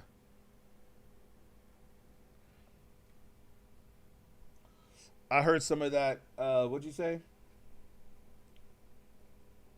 I heard some of that dude Baby Lane's mix it's actually good compared to the new stuff. Okay, I'll try it out. I'll check it out. Nice clickbait. Pac was. Okay, not sure if I could say that. Vlad is literally a Zionist terrorist. Damn. Y'all coming in with the politics now. Y'all coming with the politics. Yo, Vlad is pulling the stream up. That's for sure. Check the Amazon Prime, The Last Narc. All right, I will. I think I've heard of that too. He shot, I can't say that. He pum, my bad, TikTok. You said he pum Pac and blamed his nephew. Okay. Man, there's all kinds of just, it's like we just don't even know what to believe anymore. I mean, keep in mind, y'all, we are here like just years and years, like people that weren't even born yet. And now they're born and they're in hip hop. And let me just close this off with the acting. Yeah, when Ack was up there, speaking of which, when Ack was out there talking about Ice Spice and like, yo, man, you got to check. Like, I remember listening to song because, I do my research. Even if I don't agree with what these people say, I'll still listen because I just want to do my research, right? I want to get clues like this trial. Some of y'all think that I was watching the trial because I'm really like intrigued by it. I'm not intrigued by this trial at all, man. I'm watching the trial because I'm watching it from a different point of view. I'm watching this trial to get ideas and clues. I want to see what they're talking about here. I'm not watching the trial from a point of view of like, oh, I believe everything that they're saying in this trial. Hell no, man. I don't really believe anything that's happening in this trial. I believe that this whole trial is actually, I'm starting to think now, that this whole trial is like some of y'all said, it's nothing but a distraction. It's nothing but a distraction, and the government is actually doing some other really crazy stuff right now in the background that we don't even know about. That like everybody's like consumed with this trial. Meanwhile, they're planning something. They're planning like, you know, meanwhile, billionaires are building bunkers all throughout the world. We're sitting here worried about a Tupac trial with a bunch of senior citizens and paid actors and informants and people that are known to be feds, right? Meanwhile, Mark Zuckerberg is building a bunker and Elon Musk is flying to Mars. Taking it right there. It leave me no choice. Why do you think Elon Musk is trying to fly to Mars? Has anybody ever asked that question? Why is he so interested in getting back to Mars? Anybody ever think of that? It's like, yo, man, y'all got to read between the lines. You said they're trying to clear Diddy's name somehow. Possibly, man. Okay, you brought up a good point. Thank you for bringing that up. I want to say that. I want to speak on that. Check, you said it's not a conspiracy. Diddy got away with it for too long. Was it just Diddy or was it others too? Like that's the thing, man. We got to really like use our brain power here and understand that there were just too many things going on behind the scenes. You know what I'm saying? There's just too many things that are just going on behind the scenes here where it's like, Diddy, was he involved? Yes, I think he had something to do with this. Was Suge involved? Yes, I think Suge had something to do with this. And I want to get to your comment, Raj, about Reggie. Reggie Wright has been caught lying a few times, so he obviously knows the truth. Listen, and I'm glad you brought that up. There's countless interviews out here of people who were signed to the Road Records, signed to these labels, have all said the same thing, that this dude, Reggie Wright, is a crooked cop. And that a lot of these dudes, like, who was the other one that somebody brought up? The dude who's a blood, who's also a police officer. They portrayed him in the movie City of Lies. The dude who's a blood. I mean, isn't it interesting that the movie starring Johnny Depp, you know what I'm saying? Like, I consider Johnny Depp an A-list actor. Not to mention that he's going to come back and do Pirates of the Caribbean. Shout him out for that. Although I think he might just need the money, which I don't blame him, because I'm pretty sure doing Pirates of the Caribbean is good money. He hasn't done a big movie in a long time, so he's probably like, okay, I need the money, and Disney needs to make the movie because they want the money. So they're like, okay, we're going to bring Johnny Depp back and do Pirates of the Caribbean. But remember when they tried to cancel Depp? But Johnny Depp plays pool in the movie City of Lies. So you got an A-list actor. So if I ever get a chance to meet Johnny Depp, and by the way, I have some friends that are actors, and they were on the movie Pirates of the Caribbean. They told me he's a cool dude. So I'm like, okay, if I ever get the chance to meet Johnny Depp, yo, we are going to do an interview about Tupac. Now tuned into the motherfucking greatest. You know what I'm saying? We're going to do an interview about Tupac, because the only reason why Johnny Depp would accept that role and take that script was because he must have had to believe in the conspiracies. I don't think he would take that role if he didn't. And Johnny Depp played the character good, or it wasn't a character. He was actually playing a real person.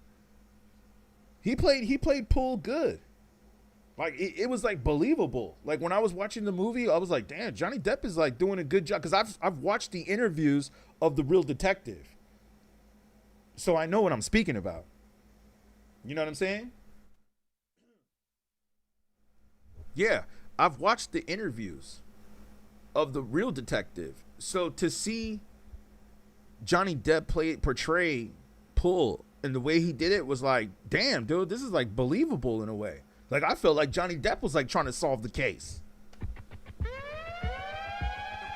And so this is the point I'm making. Like, You have an A-list actor in a looks like a pretty high budget film.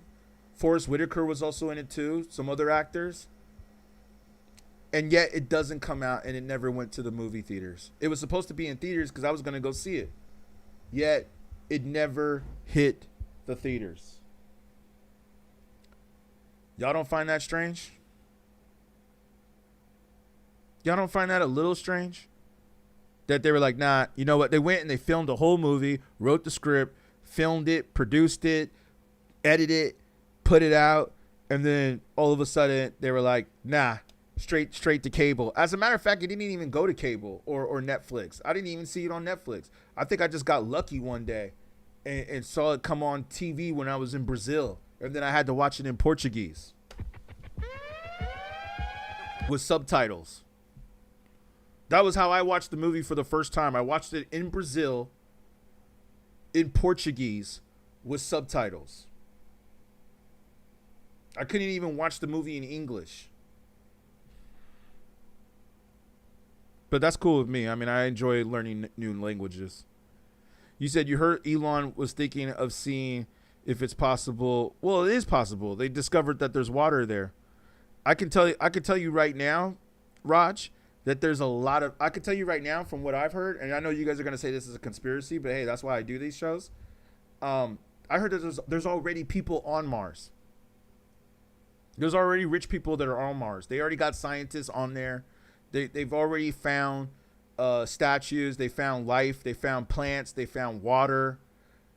Let me, and I could go off on that for a second too. That might be another show, but I could tell you this real quick. I believe the reason why they're trying to go to Mars so bad is because there's already proven facts in Egypt and stuff like that there were already other people that were living there already prior to us. Possibly the Anunnaki, but that's my Billy Carson take. Should I do the Billy Carson thing?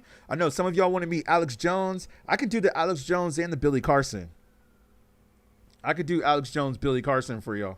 I'm like that. I mean, that's kind of who I am. I'm like the Billy Carson, Alex Jones, mixed with a little bit of Arsenio Hall of hip hop.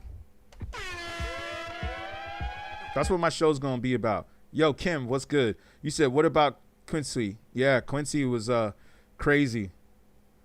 And like they said, how you try to do Tupac, you just don't do you not on the Illuminati. Oh, okay. Is that what he said to him, or is that something else? If you're not a gang member, I wouldn't advise you to keep talking. What do you mean by that? Can you just elaborate what you mean? Are you talking about me, or are you talking about that's what he said to, is that what Quincy said to Pac? I'm not sure I understand what you mean by that. Why do blacks hate whites? Then when we, what did you say? Why do blacks hate whites when we run the businesses besides 5 black rappers? I don't know if that's what's really going on, man. I don't know if that's what's really going on. I think it's a little deeper than that. Justice or conspiracy? A little bit of both. Yeah, I think so too, Z. You said you believe on one of Tupac's songs he shouted out Johnny Depp. Oh, okay, I didn't know that. I'll have to check that out. Right. I don't know what Kim is talking about. And I know it's like Kim, is this Kim as in a female? Like that's the one thing too. Like said, the streets, yeah, ain't nobody scared of short yellow bus gang members. Yeah, right. I prefer pre-Suge Knight manipulation. Yeah, you're right, Jugaloo. Let me also say this, man. Shout out Jugaloo. What's good? Let me say this, man. Yeah, I don't know what that comment was about. That was a funny ass comment, but yeah. And I gotta say, man, female gangbangers is like the weirdest thing I've ever seen. I've always thought that, even when I was growing up. Like, what is the whole point? Let me not say too much, because you're right. I don't want to say something and then it's gonna cut the stream off. But I just always thought female gangbangers was like, what is the point of a female gangbanger other than to just hook the homies up? Like, well, what is the point? There's really no other point. Like, you're not gonna do anything. I never got in a fight and then looked to my female friends to help back me up. Like, she's gonna back you up, man. If something goes down. Really, there's like no point of female gangbangers. Like all these women out here acting tough, acting hard. And that's the problem with rap right now. They got these women out here trying to act like men. You know what I'm saying? It's just like, will y'all stop acting like men? Will you stop it? You know what I'm saying? Like, just act like a woman, yo. This is why everybody's leaving the country. You know what I mean? You know what I'm saying, Smig? Shout out Gio for the follow. I appreciate you. This is why everybody's leaving the country and going to get wives in other countries, because they're like, man, y'all acting like men. Stop. Act like a woman. Put on a dress. Put on some high heels. Comb your hair. Take a shower. Act like a woman and make me a sandwich.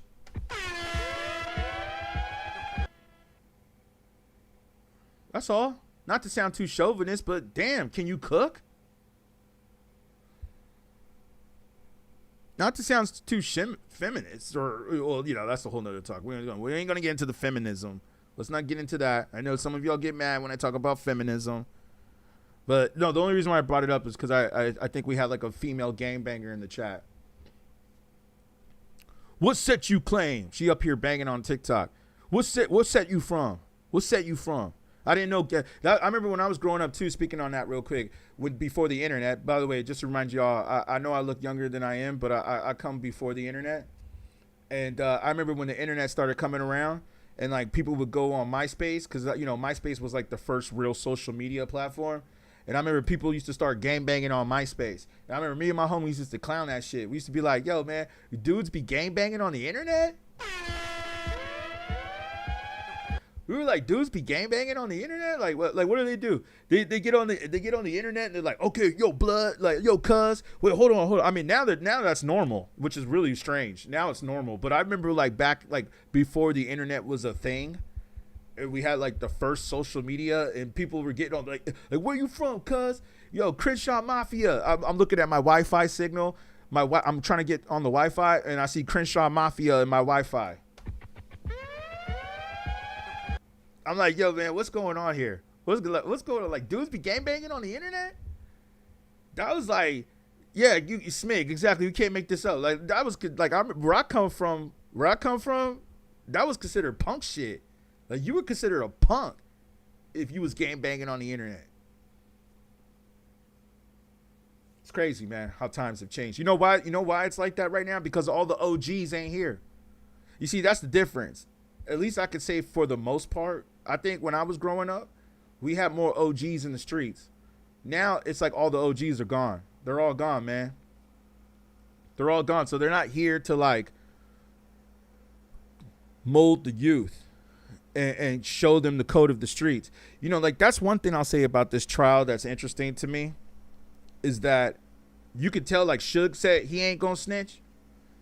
Mob Jones, even though you could tell he was lying all throughout the trial, and same thing with Reggie Wright, but you could tell like these dudes just ain't gonna snitch. And some people say, oh, you're too old, like you're unk, like you guys would say, like they're the unks. Don't call me an unk, call them the unks. I know that I got a lot of wisdom and knowledge, but let me tell y'all, man, I was like this when I was 19. But you see, it was different, man. I come from the era of Tupac. Like, look at Tupac, man. Tupac was only 25 years old. Look at the picture right here. You know what I'm saying? Look at the picture, man. Tupac was only 25 years old. Look at him, man. He looks like a grown man. Tupac looked like a grown man at 25. Have y'all seen what 25-year-olds look like lately? Y'all look like kids. Y'all look like little kids, man. I remember when we were 25, we looked like grown men. I remember when I was telling this to one of my friends just the other day. I was like, man, I remember when we were in high school, you had cats that already had like full-grown beards and stuff. Buying alcohol and shit. At 16, dudes were already buying alcohol. Looking like grown men. Today, you look at 20, 25-year-olds, yo, they look like they're 15. They look like kids. I don't know. Maybe that's a good thing. Maybe that's a good thing. I don't know. Maybe it's because y'all don't go outside. Y'all just stay home and play video games all day. So maybe that's why y'all don't look as old. Because like we actually were outside. So like being outside probably like made you mature faster and do things. You know what I'm saying? But like I said, man, I was reading books already at a young age because that's just what we did. We didn't have the internet. So like we would go to the library. I remember me and my friends, like after school, we would go to the library and hang out at the library. Like the library was like the place to hang out at and like talk to the girls. What do y'all know about that? What y'all know about hanging out at the library? Yeah, you're right, Alexander. I know that was funny, man. Now that I think about it, I was like, man, we used to hang out in the library. And let me tell you something. The library was popping. It wasn't like, oh, there was just a few people at the library. No, dude. It was like the library was popping. Like everybody from school was at the library after school. Man, that's crazy when I think about it, man. Thank you. Y'all just gave me another idea for a video. May have to talk about that in the next episode. Yeah, Alexander, you said even Pac didn't snitch. 90s was different. Yeah, we didn't snitch, you know, to go back, man. Oh, here we go with Akil. Yeah, I know Akil personally, man. He follows me on Facebook. Akil's my boy. Jurassic 5. That's good you look young. I look young too. Yeah, let's go to the snitching, man. Y'all be snitching now. Maybe not y'all. Yeah, computers, exactly. Yeah, I know Akil, though. Akil's my boy. I know him personally. And no, I don't think he's Tupac. I already know where you're going with this. But let me say this though, man. Like you look at the thank you for the share though. Yeah, definitely repost this, share this stream so we can get some more people up in here. Make sure you guys are still liking too. Y'all remember like all these trials that were going on and still going on right now, like Young Thug and what else? Who else is it? Tekashi 6ix9ine and who's the other dude? Even A$AP Rocky. You look at the trials with these guys, they're like, he did it. They're like, hey, can you point out the rapper? Like even MF Doom, one of my favorite rappers, MF Doom had to make a song called Rap Snitches. Rap Snitches, telling all their business. Do you see the perpetrator? Yeah, he's right there. Now tuned into the motherfucking greatest. Yo, you'd be like, do you see the perpetrator? Yeah, he's right there. He's right there, Your Honor. Yes, I see him. He's right there. That's where he is. He's sitting right there, right in front of you, Your Honor. There's like no more rules, man. Y'all don't have no more rules. I hope some of you youngsters are in the chat right now that want to be rappers. I hope some of you guys are. They got more cameras nowadays. It's not even just about having cameras. It's also the fact that it's just like y'all, like these dudes just be snitching. Like, damn.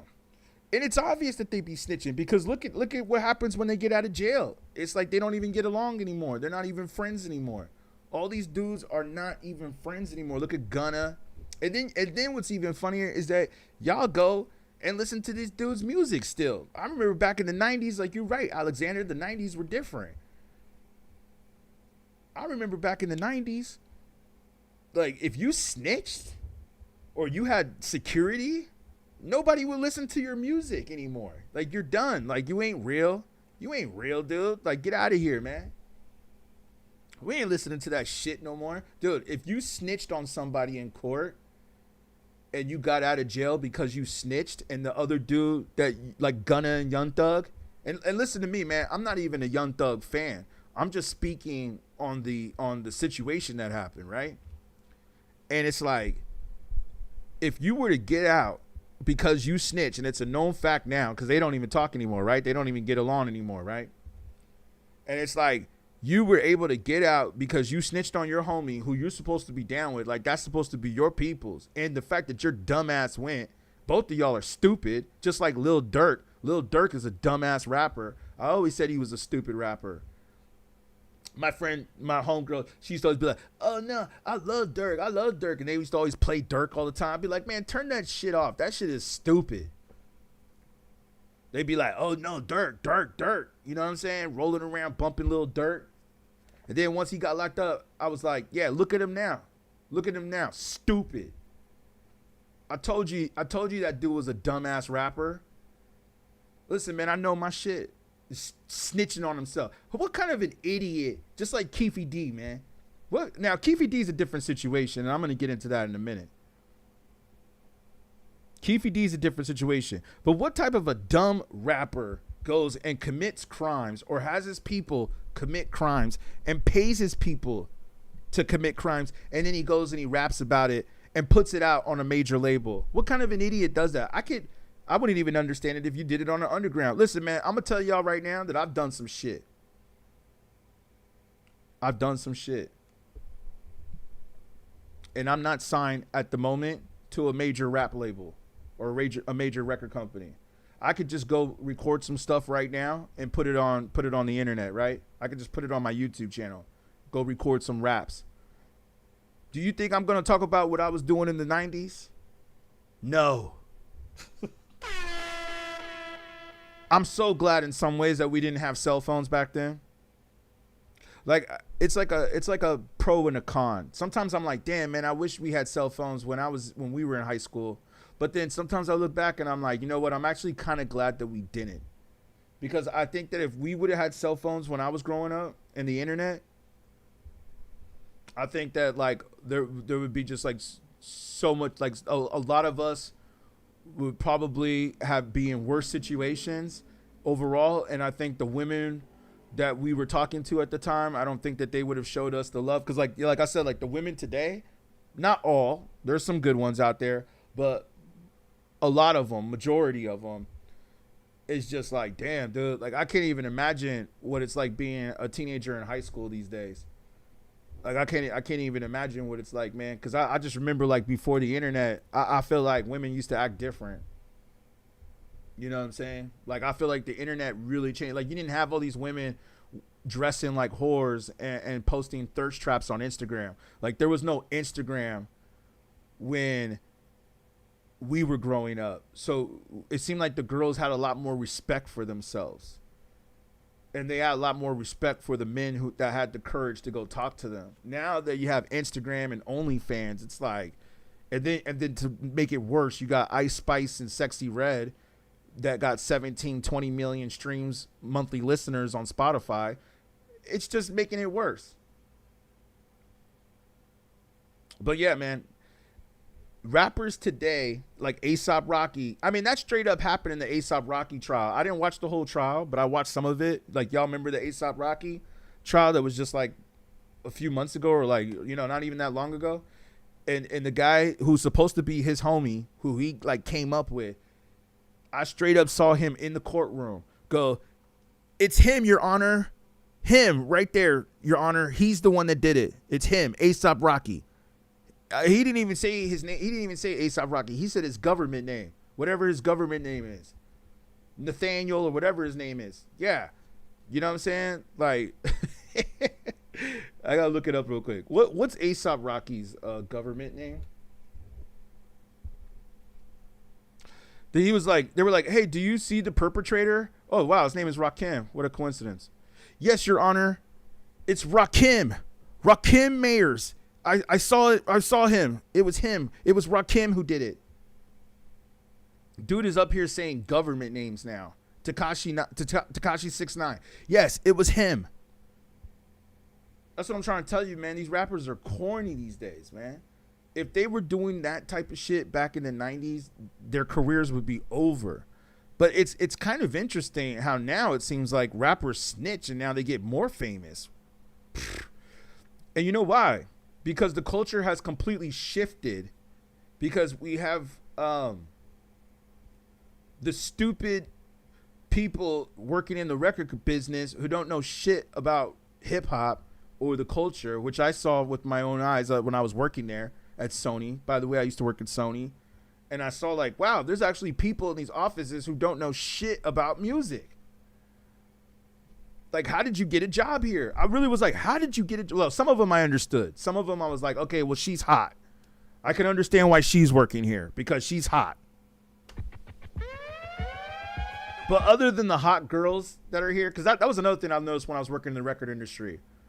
I was like, damn, there's a lot of beautiful women who work here. I was like, when I got to work, I felt like I was in like on a model runway or some shit. I'm like, there's a lot of gorgeous women who work here. Now, did these beautiful women know anything about hip hop? I don't think so. I don't think so, man. Majority of them? No, I don't think they knew anything about hip hop. But they worked in the record companies. They worked in the record business. They didn't know shit about hip hop. Don't get me started on the white people who were working there. There wasn't many black people who were working there too, let me tell you. I was one of the few black people who worked at Sony. Your boy right here is one of the few people who got in. Now tuned into the motherfucking greatest. That's why I know what I'm talking about. There wasn't that many black people working at Sony. I think out of all the people that worked at Sony Music, at the time I was there, there was like, in the LA office, there was like 5 of us. In the New York office, there was probably like another 3 or 4. So altogether, there's probably like 10 people, 10 black people out of like 50 or 60 people that are working in the hip hop department. And I'm not saying that you got to be black to know hip hop, but what I'm saying is just like, I mean, like rap music, hip hop is black culture. So let's not forget that. I know they're trying to change that story with Eminem, but Eminem is the greatest rapper of all time. That's a whole nother story. Eminem is the greatest rapper of all time. Man, they're really trying to change that story, aren't they? Like, it's like, can y'all stop trying to take the culture away from us? Please. Please stop trying to take the culture away from us, man. Yeah, Lil Durk is not looking too good for him. He said, bro, you worked at Boney? Yeah, Interscope was right next door too, so it was pretty cool, man. I got all my Eminem CDs for free. Keep in mind, this was before Spotify. This was actually before Napster, or Napster had came out. Yeah, Napster was already out, but Napster, like they already sued Napster. So I was like there around the time that they were suing Napster. So like you still had to have CDs. You said you gave them a thumb down award. Yeah. Yeah, LimeWire. I remember some of y'all were bringing that up too. Thank you for the likes coming in, fam. I appreciate you. Yeah, LimeWire. I preferred Napster, but yeah, you're right. After they took down Napster, then you had LimeWire. So yeah, some of y'all know what's up. So CDs were like still a thing. You know, people were out on the street selling their CDs, including myself. To tell you, you know what's funny too? Is I think the rap game is going back to that. Because I think it's clearly obvious that a lot of us are not making enough money on Spotify or streaming services. We're not making enough money doing it. So it's almost like we might have to get back out there in the streets and start slanging music again. Now, I don't know if people are buying CDs anymore. I don't think they're buying CDs anymore. I don't know if people are, I don't know, like, are you all buying CDs still? Are y'all buying tapes? Are y'all buying anything, vinyl? Like, if I were to go out in the street, because, you know, I still make beats. So I'm wondering, like, if I were to go out in the public and start slanging my shit again, what do you think the best way to do it is? Do you think it's better to sell CDs still? Do you think people still buy CDs? Or do you think that's tapes? Or do you think it's records? I know people still buy records, but you know what they said? They said 75% of people who buy vinyl don't even have a record player. Crazy. Nobody has CD players in their cars anymore. Yeah, but what about at their house? You can have a CD at your house, right? And then you can burn it on your computer, right? I know computers don't even come with CD players anymore, right? I'm pretty sure we can all go to Best Buy and buy a CD portable CD player or recorder or whatever that can connect, probably Bluetooth. I'm sure they got the technology now. What up, fam? What up, 556? What up, Monster? Appreciate you. J. Cole was selling CDs out of the trunk of his car. Yeah, for that album. I remember that, The Fall Off. It was cool because that's the best. Yeah, you sell the CDs. I'm sure that there's a way to go burn the CD on your laptop and then convert it to a file that you could put on your phone, right? That's what I'm going to do, man. I'm going to do an experiment. Maybe I'll document it on YouTube. We'll see how it does. Like J. Cole kind of did. You know what I'm saying? I'm gonna do it like what J. Cole did, where I'm gonna drive around on the streets and I'm gonna sell my CDs and then I'm gonna see like what the public says, because it's like I say, man, people can go out there and get 1,000 streams, right? You can get 1,000 streams, right? And it's like, yo, man, that ain't shit. It looks good. It's a vanity metric. But how much money did you make off of that? That's what I'm more concerned with now. It's like these TikTokers who have like millions of people who follow them or get millions of views. I don't care about that anymore. I'm more about yo. How much money are they making? How much money are they making off of those streams? How much money are you making off of your YouTube videos? Do you know what I'm saying? Like, I've actually seen the point now to where there's people who, and I know I'm going off on a little bit of a rant. We got to go back to the Tupac thing, but you guys were talking about music, so you had me going. Let me say this real quick. Let me say this. How many people do you know that are on YouTube? We'll just use YouTube as an example. That got hundreds of thousands of subscribers like myself, right? But I did my research and I found out that there's people with 20,000 subscribers who were making more money than me. That's what made me start to pay attention. When somebody showed me that they only had 20,000 subscribers, which is still good, that's still great. But they got 20,000 subscribers and they were making more money than me, and I got 100,000 subscribers. That let me know, okay, not to brag, but I'm like, yo, I'm thankful for my award, YouTube. Like, thank you, YouTube, for the award. Thank you for my plaque. You know what I'm saying? I got a few plaques on my wall. I got a few plaques. I got a few records that I sold. I got a few record deals. I produced for a couple famous people. Not to mention Daz. You know what I'm saying? I produced for a few famous people. Shout out Dog Pound. Shout out Corrupt. Shout out Snoop. Shout out Game. Shout out Nipsey. And shout out Kendrick. I'm actually rocking my Kendrick shirt today too, by the way. Yeah, shout out Kendrick. Kendrick looked out for me too, man. I've always got respect for Kendrick Lamar because Kendrick Lamar actually helped put some money in my pocket. He didn't put a lot of money in my pocket, but he helped put a little bit of money in my pocket. So I got a lot of respect for Kendrick. But let me say this though, man. It's like, yo, that like woke me up. Do a Facebook post set to public. I will, Alexander, shout you out. Yeah, I was like, that made me like, okay. You know what I'm saying? Like, go like, oh, all right. Let me see what this is. You know what I'm saying? Like, let me see, man, what this is all about.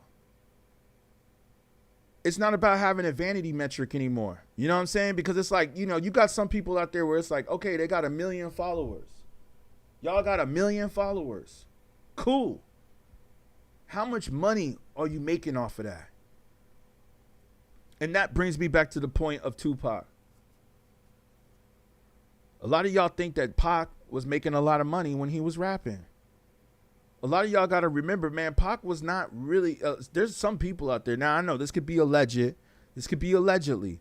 But there's some people out there that are like, yo, man, Pac wasn't making no money.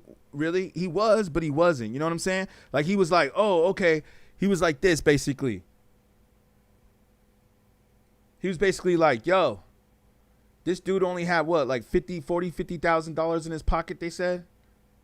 He didn't even have enough money to pay for his house or to pay for the expenses that he had. They said that the cars that he had were all from Suge or the label. The label owned everything. The label owned the cars. The label owned his houses. The house in Calabasas was owned by the label. Just like the Milli Vanilli situation. Man, like I said, man, a lot of this is all a facade. Y'all got to remember this, man. Y'all got to remember that a lot of this is just a facade, man. And a lot of these dudes are just doing vanity metrics. They might be selling millions of records, but then we got to ask ourselves, I mean, isn't this the story that we hear all the time and time again in hip hop?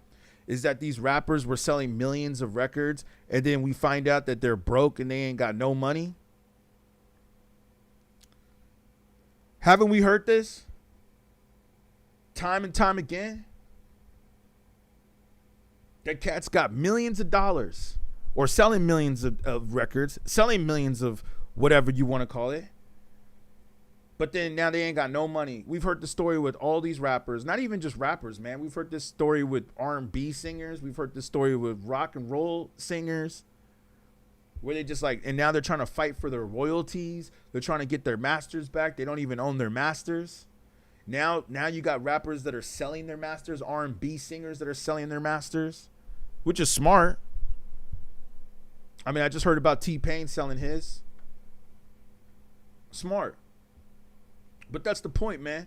We got to realize this, yo. We got to realize this. Are they really making the money? And that's where I'm at now. I'm not about doing, listen, man. Listen, I've been posting videos that I've been wanting to post. Now, I know that you can't always do that. You got to post what people want to see. I get that. But I don't want to take my time and post and work on these videos and edit all this stuff to get 100,000 views. And then these platforms take all the money and I don't get anything. They're like, oh, well, sorry, you can't monetize that because Sony Music owns the rights to that music that you used in your video, or, you know, etc. I don't want to like put my time and energy into something that's not going to bring me back value. Like this right here brings me back value. That's why I'm happy that you guys are up in here. You guys are there and saying what's up. I feel like this is bringing me back value. You know why? Because what I'm doing right here is building a community. So that's why I want to say again, thank y'all that are here right now with me, rocking with me. I definitely appreciate you. Shout you out. Shout you guys out. I appreciate y'all. All right. Thank you. I just had to go on my little rant for a second. Humble Honey, is conspiracy. They really trying to come for Diddy. Well, that's what I was playing earlier where we had this image of Keefe up. I was playing the testimony. Yeah, I was on my little rant, Monster. I my bad. I didn't know if you was still in the chat. But yeah, I didn't know he said, let me say something. Bring me up. Let me say something. But you know, who the fuck are you, dude? No offense, but like, this is my show. It's funny when people like try to jump in the stream and they're like, bring me up. Like, who the fuck are you? You know what I'm saying? Go do your own show, dude. You have a TikTok profile. Go do it on your shit. I haven't seen you like the stream. I haven't seen you contribute to the stream. I don't see you following. Like, who the fuck are you, man? And it's not that you have to follow or like the stream to come up, but it's like, tell me in the comments what you got to say. I ain't going to just bring you up because you asked me to bring you up. I don't even know who the fuck you are. Man, some people are funny, dude. He's like, I got something to say. All right, well, you got your own profile. Go say it on your profile, just like I'm saying what I got to say on my profile. Do you see me trying to jump on somebody else's profile? Say, hey, I got something to say. Let me up. I got something to say. I don't understand some of these people, man. Some of these people are funny, man. It's like, oh, you got something to say? Terrific. Great. Congratulations. No one gives a fuck. Yeah, you said crooks. Yeah, for sure. They said Tupac afterwards he didn't have no money in his bank account. Exactly, Ninja Man. That's exactly the point that I'm making. You know what I'm saying? Lassane Parish crooks. Who is that, Izzy, that you're talking about? I think I've heard the name before, but I'm not sure who that is that you're talking about. He was a character, okay. Like of what we're seeing on these I'll look it up. Like what we're saying on this trial. Because I'll tell you this, man, this trial looks like there's a lot of characters on this trial. And I'll tell you what I'll do right now. I'll go back to the Keefe D.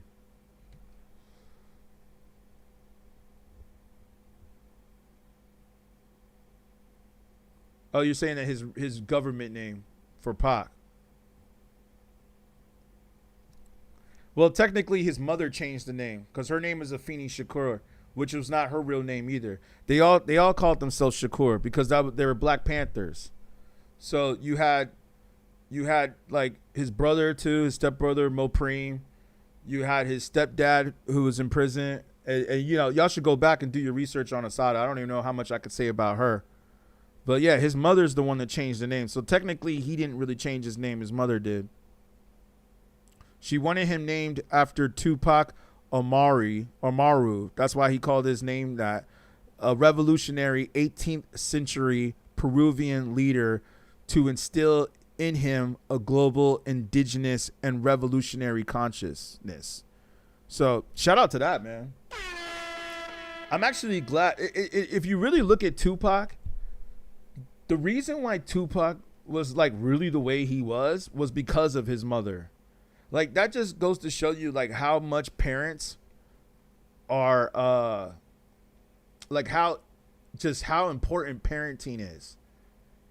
You know what I mean? Like good parenting. But you see, this was the other downfall of his mom. His mom was also a drug addict, right? So I think that's the reason why she couldn't like keep him under control. And that's where my mentor, well, she was kind of like a mentor to me too, who was also Tupac's mentor, Layla Steinberg. That's where Layla comes in because Tupac's mom just couldn't handle it. You know what I mean? I mean, they did put this in the movie, right? In the Tupac movie, they did put this in the movie where his mom was out there strung out and he had to go stay with Layla. You know what I'm saying?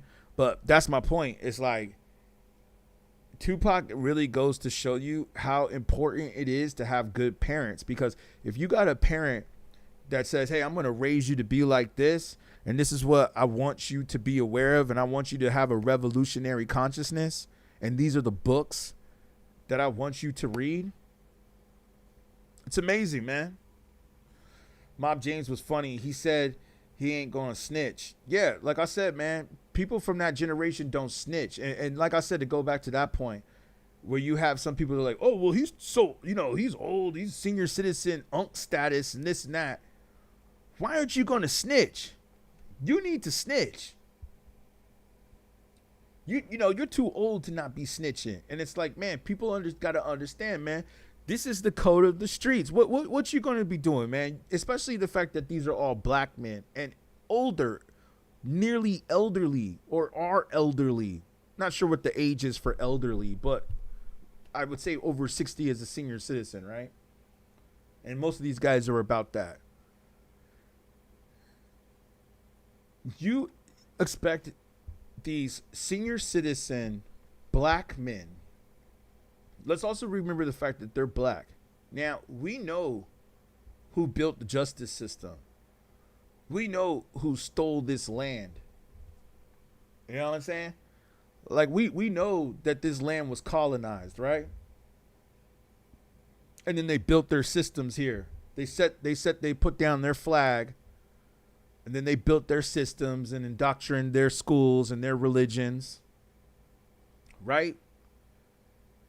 They put us into slavery. You know what I'm saying? And then all of a sudden, you expect these people to go into their system and go in and say, oh, you know what? You expect them to snitch in a system that wasn't built for us? This system wasn't built for us in the first place. We all know this. This is a fact. People gonna say, "Oh, you think it's racism? It's all about justice, and it's all about, you know." Get the F out of here, yo. We all know that the system is very corrupt towards those of color, to people of color. We all know this, right? There's plenty of people that were around during the civil rights movement that have said this. What do you think that Martin Luther King and all them were out there fighting for? What do you think they were out there walking these streets for? We know that this system was not designed for us. We can tell.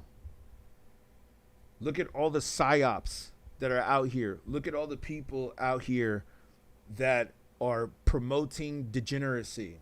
Look at how they are not only, you know what's funny too, or it's not funny, but you know what's interesting is that I remember when I was growing up, they were trying to turn like all the black people into gangbangers and drug dealers through the rap music, which they still kind of do that, right? But now, what's really interesting is I think they're actually trying to turn all the black people, how do I say the word without them trying to cancel this? Gay? First, they were trying to make us all gangsters and drug dealers. Now it looks like they're trying to make us gay. Look at all the black rappers that are gay. Look at all the black rappers that paint their fingernails.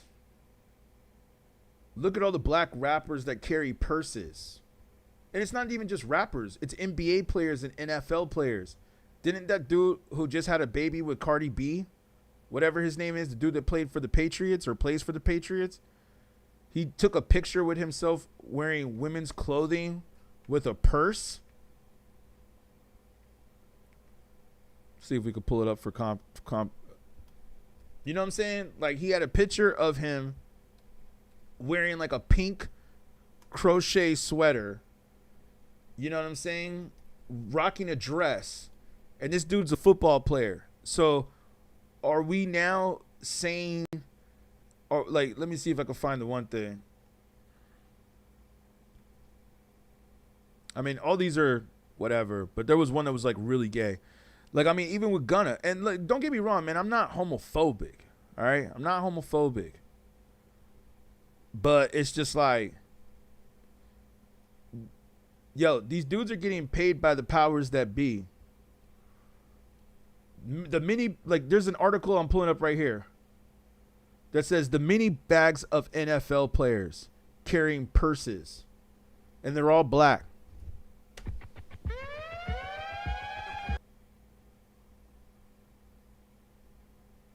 They're all black. Let's make sure we save this profile right here. Like, they're only showing the black man carrying purses. You don't see any white men in here. I don't see Tom Brady carrying a purse. I just see, I've yet to see, is there a white man carrying a purse? Okay, we got one. We found one. We found one. So it's like it's all around, man. It's all around, yo. It's not just in the hip hop culture. It's all around. It's black culture all around. Football players, NBA players, LeBron James dressing feminine, wearing some questionable stuff. You know what I'm saying? You've seen all these other rappers that are wearing it. So like I said, man, just long story short, it's really interesting how, yeah, here's the picture. Found it. This picture right here looks really suspect. You know, the one where he's got it on his Instagram.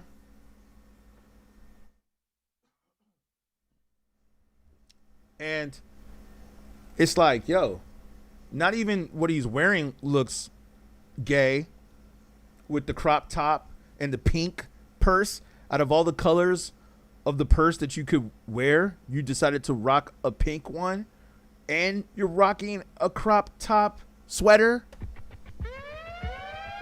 On top of that, you're posing feminine.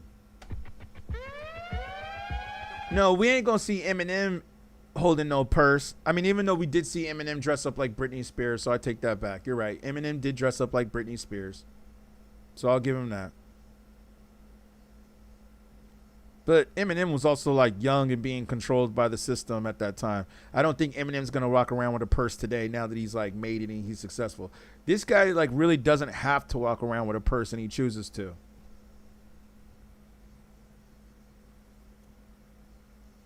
Shout out my girl Linda. Oh, you said, you'd say you'd wear that. You say you wear that? Yeah, I thought about that because I know you said pink is your favorite color. Yeah, Ninja Man, you said Mob James and the lawyer was going back and forth. The code is real in these streets, especially when we was coming back in the days. Exactly, man. And like I said, man, it's just interesting. Like now they're flipping the script. They're approaching it with a whole different thing now. Now it's like they're no longer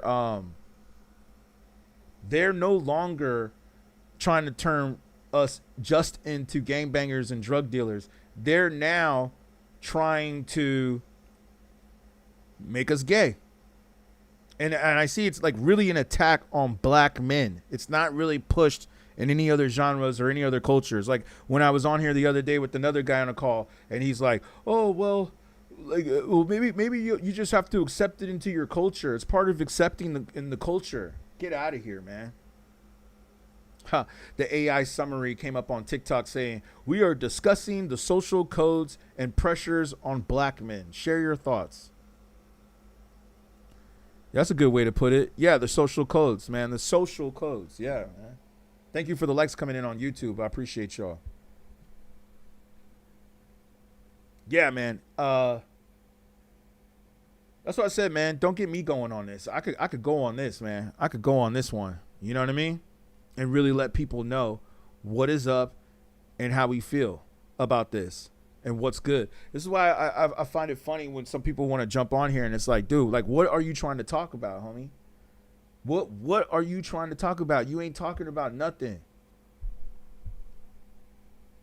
You know what I'm saying?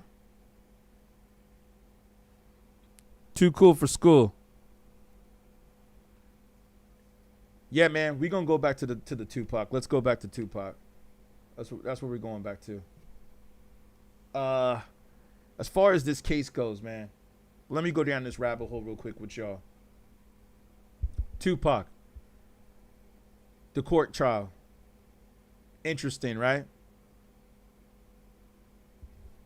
Too cool for school. Thank you, man. I appreciate you for being here. Shout you out, man. I appreciate you for being here. Yeah, we talking about the Tupac trial. I'm glad that they sent you the invite. I think, and let me just go down this rabbit hole real quick. I don't know how much I'm going to elaborate on this. You know, for those of you that were on the stream last night, I was on here for about 7 to 8 hours. Okay. I don't think I'm going to do that tonight. You know what I'm saying? But let me say this. And unfortunately, I won't be able to put it in the chat for those of you that are on TikTok. But for those of you that are on YouTube, I want to share my documentary in the chat. Make sure you guys go watch my documentary that I did on Tupac. I did it years ago, and I think that it's still, to this day, one of the best documentaries on Tupac. And not only that, it got millions of views. And not only that, but let me just make sure I put it right there. Yeah, just put it in the chat. Go check that link out when you get a chance. You have to be logged in because for some reason, you know, it's speaking so much truth that it got flagged. So now you have to be logged in. You have to be 18 and over to watch it. It's rated R. So make sure you kids out there get your parents' permission to be able to watch the Tupac documentary that we did, beatGrade, but it's great. And it should be on Tubi, man. Let's try to get this on Tubi. I got to say, man, after looking into this, and I'll go down the rabbit hole with you guys for a second because I know you guys love this.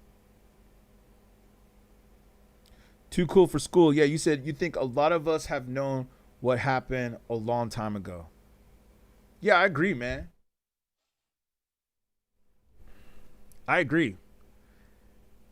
The whole thing is strange.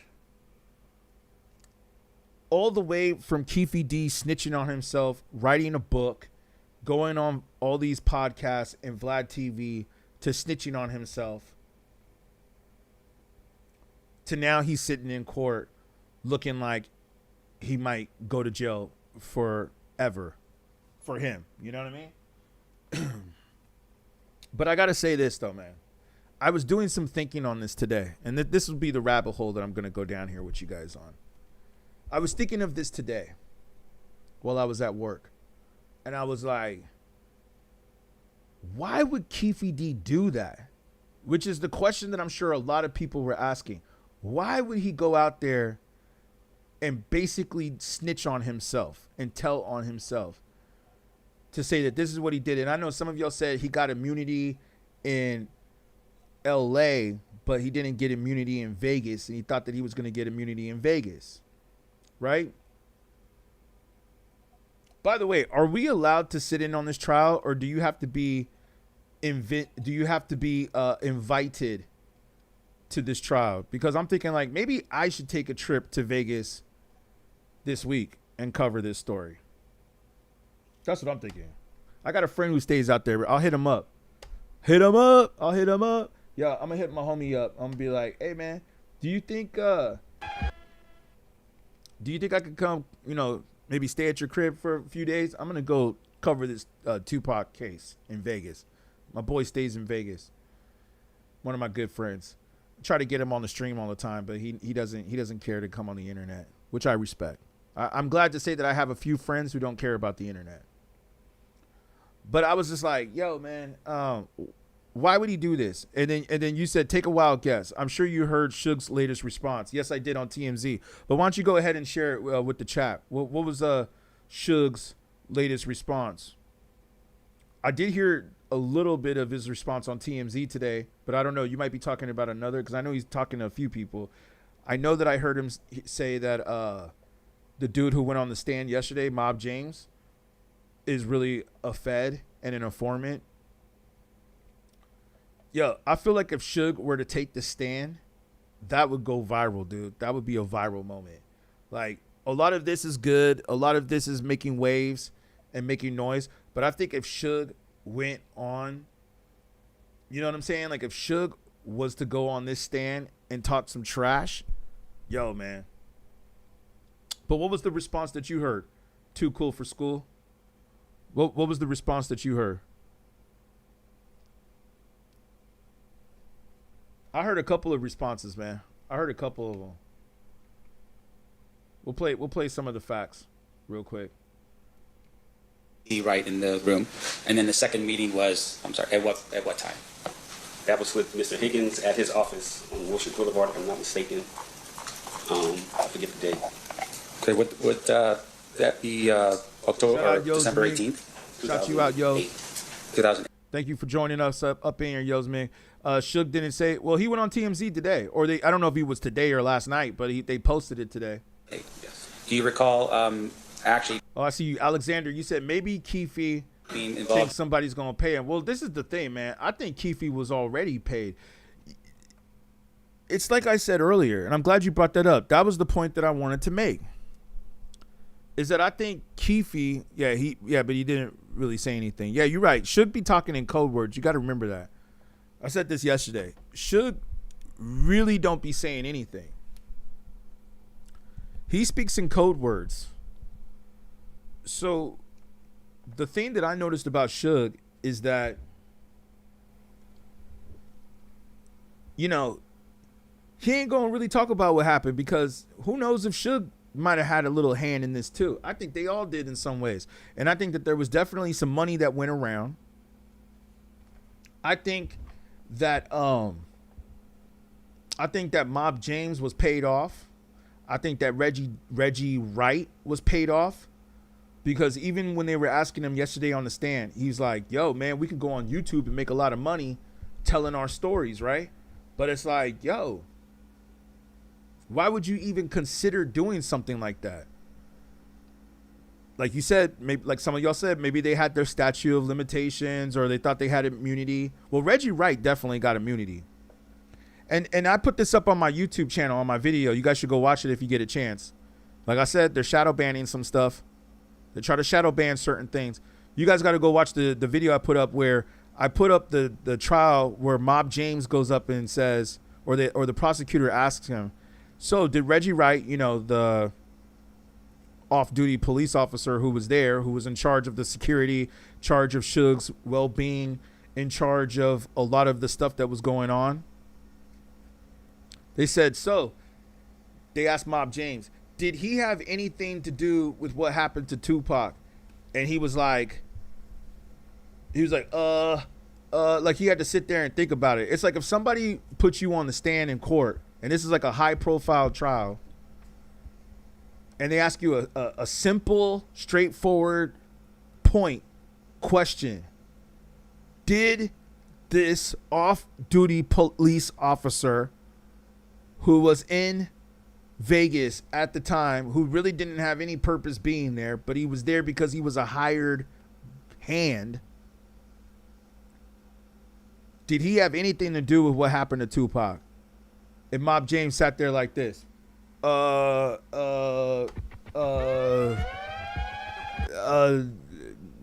Impossible. I was like, yo, man, if I don't know what y'all think, I said, that looks like somebody who's hiding something. And then that's the thing. Then Suge goes on today on TMZ basically saying that Mob James is a Fed. So, you know, like I said, y'all, we all got to read between the lines. We got to read between the lines, and we got to see here what's really happening and what's really the bigger story here. Like, listen, I don't think we're going to get the full truth in this courthouse. We're not. It's impossible for us to. You know why? One of the main reasons why is because everybody who was involved in this is no longer really here, except for a few senior citizens.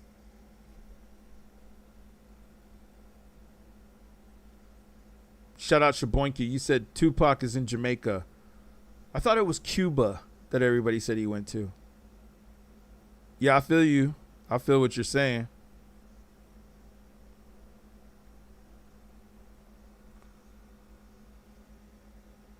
It was Cuba, they said, yeah.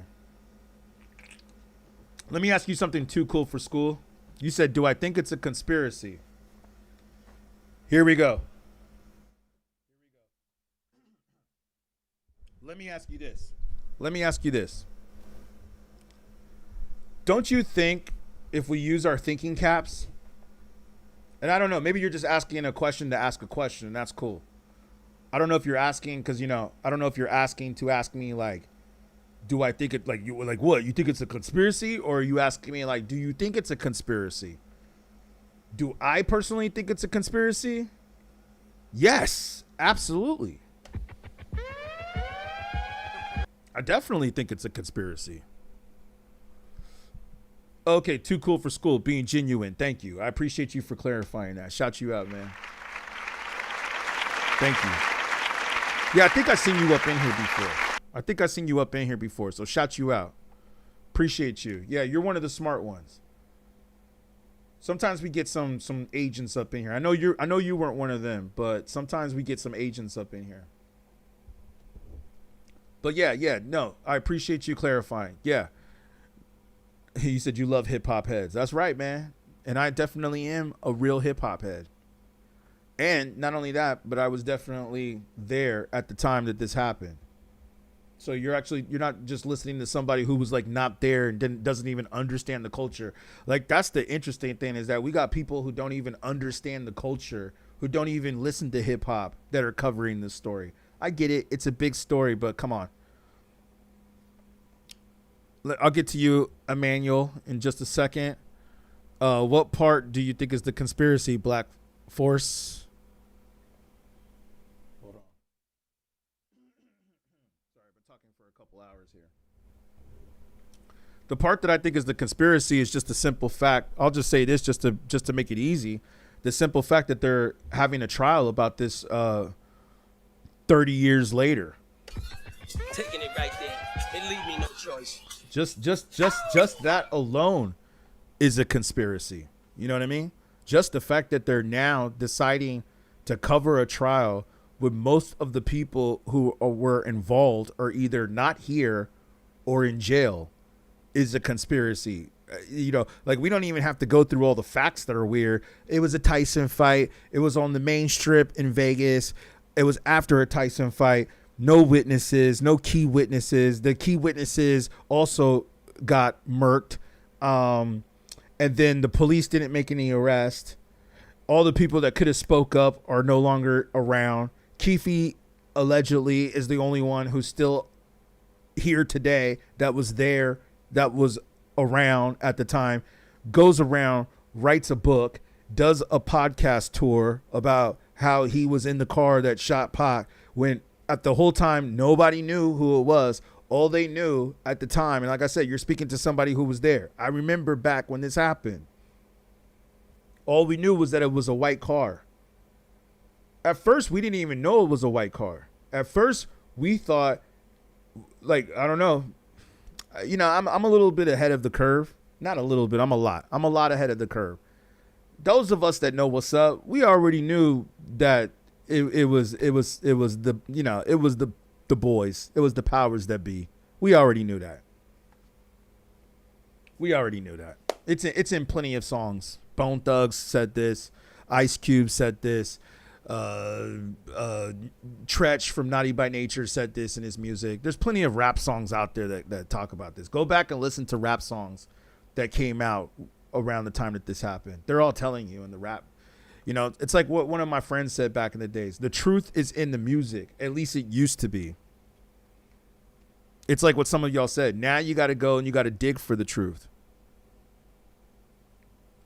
What about that D12 freestyle where, yeah, Proof says if he was Pac, he would come back for, yeah, that's crazy. And then look at what happened to Proof too, right?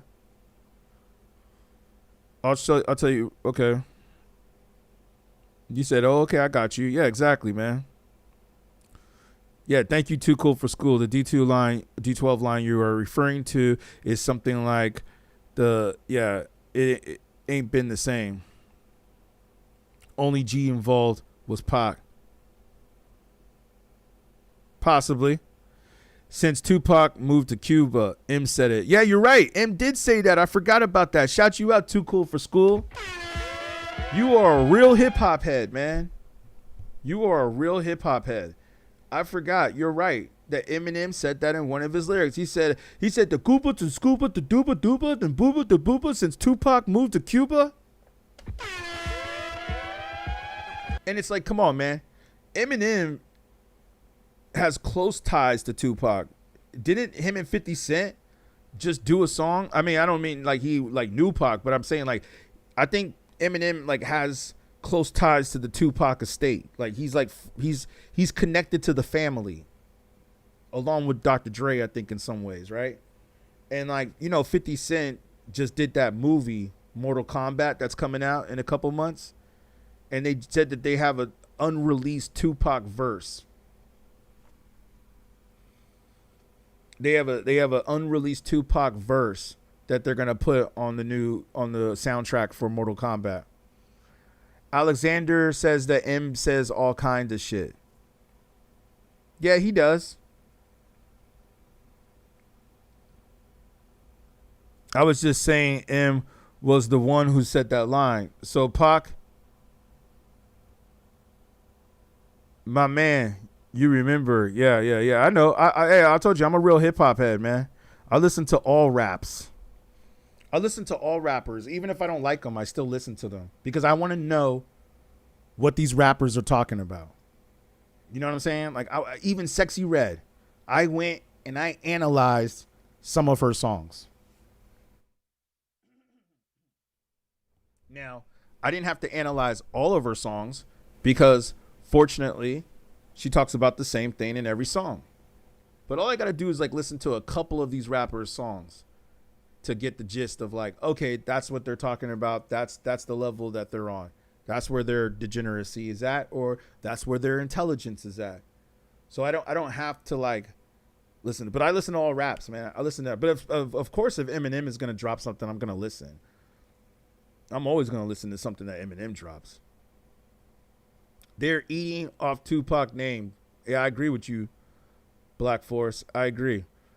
They're all controlled by the little hats and eating off Tupac's legacy. Black Force says that Eminem is an industry plant. What do y'all in the chat think about that? And we got a few people up in here, man. We got some people on YouTube, we got some people on TikTok, and we got a few on Instagram.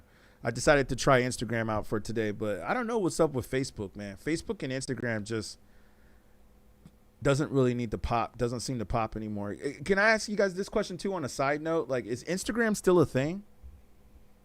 I was just thinking that today. I was like, is Instagram still a thing? Like, I mean, I know some of y'all like Instagram, but I was just like, yo, but is it really popping? I don't think it's really popping. Not on some hip hop shit, that's for sure. Like, you got your famous accounts and you got your celebrities on there. That's really the only thing that's popping on Instagram is the celebrities, right? Like Kim Kardashian posting a new selfie. But other than Kim Kardashian and the models and the OnlyFans models, or so-called models, the online digital prostitutes and the you know, other than that, like, is Instagram really a thing? I don't think it's popping anymore. Alexander says TikTok are fake. I don't know about TikTok. I agree with you on Instagram. I don't think TikTok is, because I'm on TikTok right now. I mean, the chat you see over here, you know what I'm saying? The chat you see over here to the right is TikTok. And so you can see like they're lit in the chat right now on TikTok. Shout out all y'all on TikTok. I don't think TikTok is fake. I think you're right about the posting. The posting part of TikTok might be like kind of fake and watered down now and all about selling stuff. But I think what we're doing right here on TikTok, like the streaming, I think the streaming part is the real part on TikTok. Not to mention, I think there's a lot more rappers and producers that are on TikTok. Like, usually when I find new rappers and producers that I like, that I don't know of, that I've never heard of before, technically I discover them on TikTok before I discover them on Instagram. But I was just like on Instagram earlier today for like the first time in a week. Hey, just to let you know, I haven't been on Instagram in like 2 weeks. Yeah, Yost Mix says you came from TikTok. See? Yeah, shout you out. Shout you out, man. Yeah, we got a person on YouTube who came from TikTok. Yeah, shout you out. Thank you. Yeah, other than, yeah, I was on Instagram today for the first time in a week. Like, that's how much I don't care for Instagram. I haven't even been on Instagram like in a week or two. And I went on there today and I checked out some of the posts from my friends. And I was like, they all have like the same followers that they had like a month or two ago when I was on there. I was like, I don't see anybody's accounts growing. I don't see anything happening. Like, you can check my TikTok right now. My account just from yesterday has already grown to like 200 followers. Just in one day, I got like 200 followers. Not to mention other things that I'm about to do with Talk. Thank you. Shout out to TikTok, man. You guys have been great to me lately. Not to mention, thank you guys that are also giving me coins. And I'll actually, if I can acquire enough coins on these streams, I'll be able to buy myself and my beautiful friends, shout out Linda and my beautiful friends, I'll be able to buy them some food and myself some food and maybe pay a bill or two. But yeah, let's go back to the comments. You guys are saying some good comments right here. Yeah, M is a plant. What's your top 5? We'll see who's a plant. Yeah, I don't think Eminem's a plant. Yeah, it's pretty easy to know what a rapper is about after a few listens. Yeah, exactly. And I think Sexy Red is an industry plant. Ice Spice is definitely an industry plant. Instagram is kind of, yeah, it's more of a legitimacy website, not an earnest, expressive website. That's a good point. People are fooled every day because the government and powers that be got us as slaves. Couldn't agree with you more, Black Force. Shout you out, man. It helps the creator streaming just get more views, but no facts. Thanks, Too Cool for School. I appreciate you. I mean, yeah, it's good to have some debates. It's good to have some debates sometimes. Sometimes it's good. Sometimes it's just stupid. But sometimes you got some people, like I said, who want to jump up in here. Like the one dude who was up in here earlier, he's like, yo, let me up, man, let me up. And it's like, dude, what do you got to say, homie? You probably ain't got shit to talk about, man. Nothing surprises me. The same way they control the masses of people, no different than, yeah, I appreciate you, Black Force, but I can't say that on the stream. I like your comments, Black Force, but you be saying some controversial stuff, man. You be saying some real controversial stuff. Where you from, Black Force? Which city you from? I'm just curious.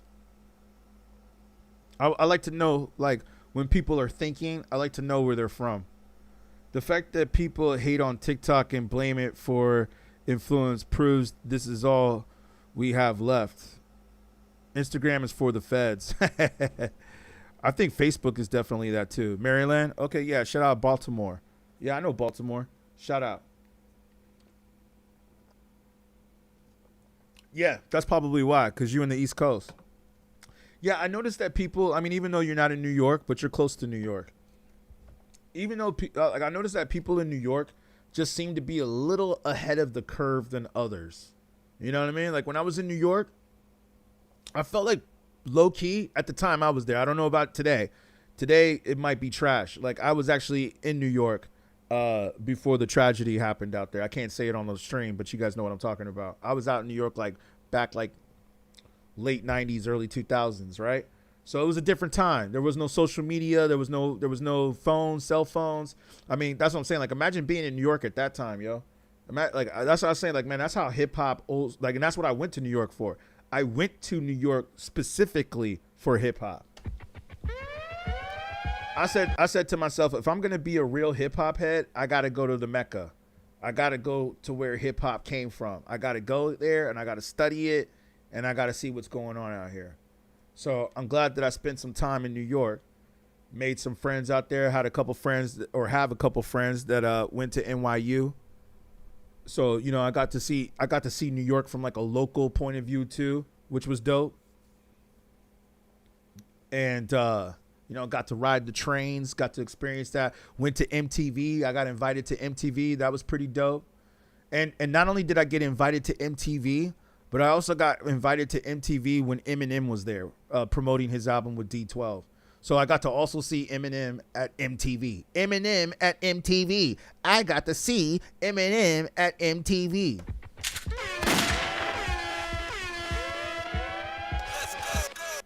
You know what I'm saying? Classic. Where Egypt? I'm glad you brought that up. I'm planning on doing the Egypt stream on Thursday, either Thursday or Sunday. You know, I had to put the Egypt stream on hold because of the Tupac trial. Like, we just had to cover this. But thank you for asking, Shaboinky. I appreciate you for asking that. I knew your name looked familiar. Thank you. Shout you out, man. Yeah, we gonna do the Egypt because that definitely needs to be talked about. And I know a lot of y'all been asking about that, man, about me doing the Egypt stream. You're right. I got to do that. Yeah, man, I like to go to these places because I like to see what's going on, and I like to experience these things. I would tell y'all where I'm going next, but I don't know. The feds could be watching, so I'm not going to say it on the stream. But I have plans to go to a few other places.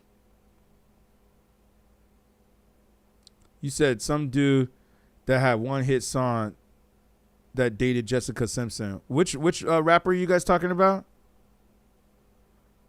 Which rap? Are you talking about The Game?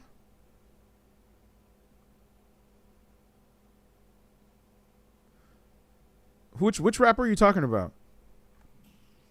NYC is cool to see. I got to see TRL. Yeah, I was there for TRL, exactly. Carson Daly, Eminem, all that. TRL. Oh, you got to see TRL from the streets. Yeah, in Manhattan. But the artist that came to the window was... Who was the artist that you saw? Oh, you said some dude that dated Jessica Simpson. Who's the rapper who dated Jessica Simpson? Or it was a singer? Was it that dude from like 98 Degrees or one of those Backstreet Boy dudes? Thank you, Too Cool for School. I appreciate you, man. Thank you for saying I'm real. I am real. That's why I do this. Otherwise, I wouldn't even be sitting here right now. I feel like I got to talk about hip hop. I got to talk about hip hop culture, especially now, man, because I started seeing people like academics come up, and I'm like, man, this dude is not part of the culture at all. Like I said, I think academics is a plant.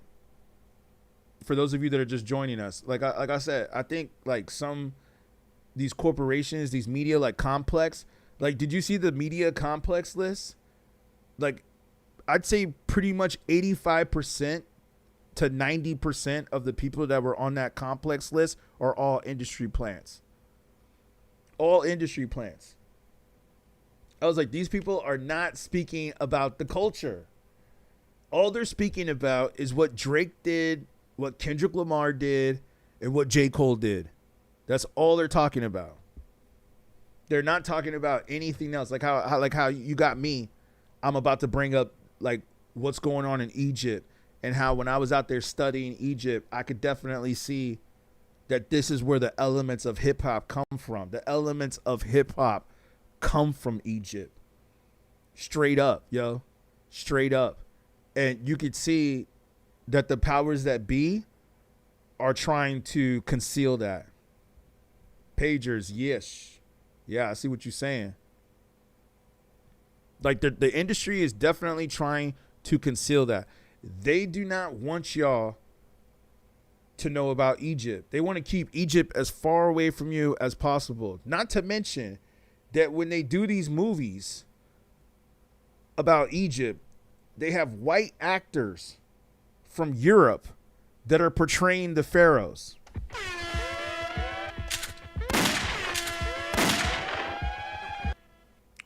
They have white actors from Europe and Germany who are portraying the pharaohs. I just watched a movie the other day on cable about Egypt. It was starring Christian Bale. You know, the guy who played Batman? The guy who played Batman was playing a pharaoh. I said, you got to be kidding me, Hollywood. When people see the truth, a lot of people gonna, because their religion is a lie. I agree with you on that. Yeah, the guy who played Batman was playing Moses in the movie about Egypt. And it's like the dude has a British accent in real life. Like he talks with like you're gonna get an actor that's from like Britain to play a character who's supposed to come from Africa and Egypt. They're brainwashing people, man.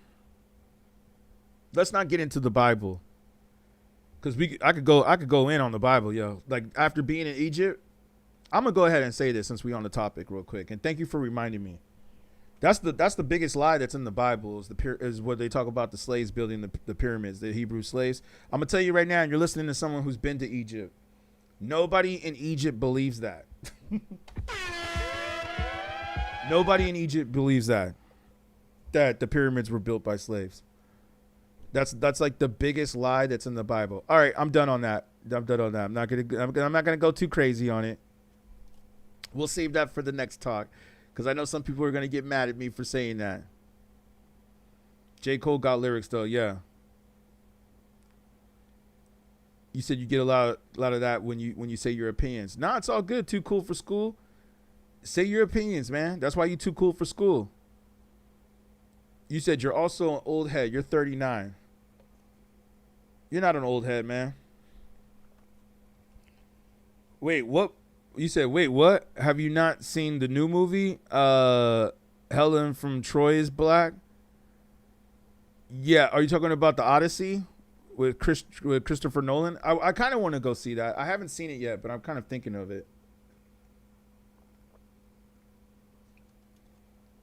You talking about Odyssey? Yeah, I'm gonna go. I might see that. I don't know if I'm gonna go to the theater to see it, but because I was like, I don't know if I want to support that movie. I might wait for it to come on streaming platforms and then watch it, because I just can't say too much on this stream. They might flag it, but I have my reasons for not wanting to pay to see that movie, if that's the movie you're talking about. But I do plan to watch it, but I can wait. I don't have to go to the theater to see it. It looks okay though, but yeah, I just can't do Hollywood. When Hollywood has white actors portraying black people, or what was going on in black culture, I just will not spend my money on that. That's how real I am. I will not spend my money on that. Now, if somebody wants to take me to go see that movie, okay, that's a different situation. But will I spend my own money on a movie by Hollywood having white actors portray black people? No, I'm not. There's a funny meme. It's not really funny, but it's an interesting meme that's going around right now. And yeah, you said, yeah, that one. Exactly. I'll wait till it comes out on one of my platforms. Exactly. That's what I'm saying. I'll wait. I don't really care to go see it. Or maybe I'll sneak in to go see it. I'll go pay for another movie, and then I'll sneak in to go see that movie. But there's an interesting meme that's going around social media where it's like a movie poster. They like created it like a movie poster, and it says it's supposed to be like the story of Nipsey, and it says Nipsey, and the guy wearing a Crenshaw shirt. And guess who they have the actor playing Nipsey? Tom Cruise. Starring Tom Cruise. Brad Pitt. Wasn't there that comedian who did that sketch? Brad Pitt in The Mexican. Tom Cruise playing The Last Samurai. Hollywood's a trip, man. Like, they straight up rewrite stories. Jesus Christ. White man. Even though we can go to Nazareth, we can go to Egypt, we can go to Jerusalem, and we are not going to see any white people there. Yet they portray Jesus as a white man. You said, why do I have Tupac up here? Because we're talking about the court system and the trial. I know we're kind of going off on a different subject, but that's what we do on my streams. We talk about things that others do not. And that's why I think you guys are tuned in with me. So thank you so much for being here. I really appreciate you. You could have chose to be anywhere in the world, but you're here with me. Thank you. If Beyonce can sit on one of them, producers' laps, that's going viral now. It's funny, too, because that was on MTV back in the days. I remember seeing that on MTV back in the days, but I'll speak on that too in a minute, because people didn't really make a big deal about things like that back then. Let's go ahead and bring that up since you brought that up, because that's kind of going viral right now too. That was on MTV. That's why it's on TV. It was on MTV, and like, you see, people, I don't know, it's different, man. Like, we didn't care about shit like that back then. Now, looking back at it, it does look a little creepy, but you know, I think the reason why is because it was before the Me Too movement. You know what I'm saying? And now that you have after you had the Me Too movement, I think that's what changed everything. Because I think back then you could sit on producers' laps or have what's it called? Have people be like, oh, you know, like everybody went up and won their award, won their Oscar, won their Golden Globe, won their Grammy. And they're like, oh, yeah, I just want to say thank you so much to this person for helping me and winning my Grammy. And the screenshot they took is so horrible, too, right there. And the dude just looks like that old corn star. What was his name? Ron Jeremy? I'm from the 90s, so I remember Ron Jeremy really well. And, you know what I'm saying? We all grew up to Ron Jeremy. And it's just like, you know, it was before the YouTube or the Me Too movement. So we were just like, yeah, whatever. Nobody really cared. You know what I'm saying? But then I think it was after the Me Too movement happened. That's when everybody was like, oh, what? Oh, this producer was probably taking advantage of him. And I mean, technically, let's be real, though. Beyonce is an industry plant, too. Like, can I also say this? While we're on the subject, and Jay-Z, please don't get mad at me. Maybe I shouldn't say it because I want to work with Jay-Z. Maybe I shouldn't. All right, we're in the studio. Maybe I shouldn't. When she called Michael Jackson, let's just play it real quick for context, and I'm going to read some of your comments. And I have Beyonce sitting on my lap. I'll put you on speakerphone. All right, we're in the studio. They didn't even show the whole part. I want to see the part where he says to Beyonce, hey, come. He said, hey, why don't you come sit here on my lap? Let's make this easy. Maybe I have to pull it up on Twitter. Yeah, let's play it real quick for those on YouTube. All right, here we go. Come on over here. Here, you can do. You want to sit on? You want to make this easier? You can sit on my lap. Michael. It's easy. You can sit on my lap. Michael. Hi. Okay, we're in. Okay. All right, we're in the studio, and I have Beyonce sitting on my lap. So look, they're taking pictures. There's cameras rolling. This was all for MTV. Like, I wake up grateful for. See, and then you have that on Instagram. Degeneracy, man. Let's pull it up on Twitter. Let's pull it up on Twitter. It'd be better if we pull it up on Twitter or Reddit. Yeah, let's go to Reddit. Cause like that's all I see on Instagram is just girls twerking. Hold on. All right, here we go. Come on over here. Here, you can do. You want to sit on? You want to make this easier? You can sit on my lap. Michael. Michael. You guys can't see it too. Hi. Okay, we're in. Okay. All right, we're in the studio, and I have Beyonce sitting on my lap, and I'm gonna put you on speakerphone. Let me play it here so you can hear it better. This version was better.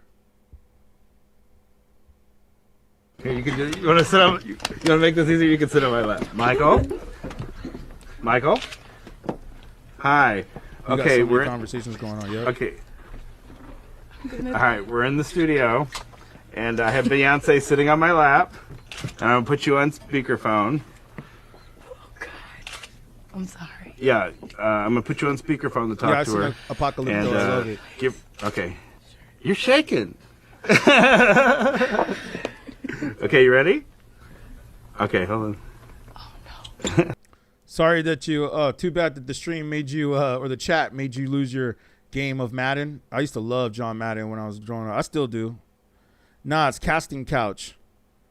Rick Ross lyrics. Yeah, where he's talking about spiking drinks and stuff.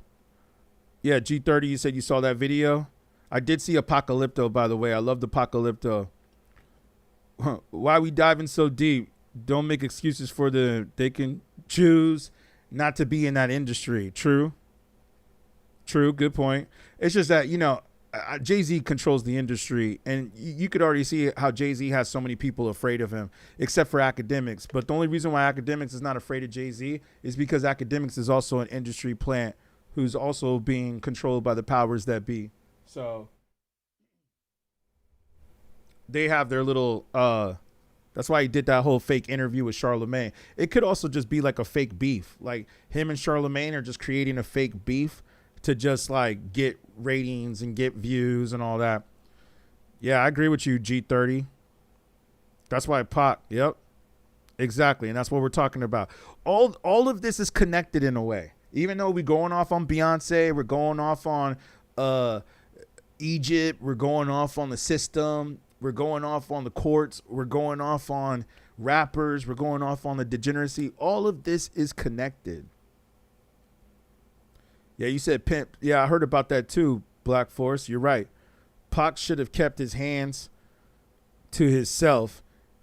In the story, can't love Thug and hate when Thug shit happens. Well, I feel you on that. I mean, Pac was out there running his mouth, and I remember that.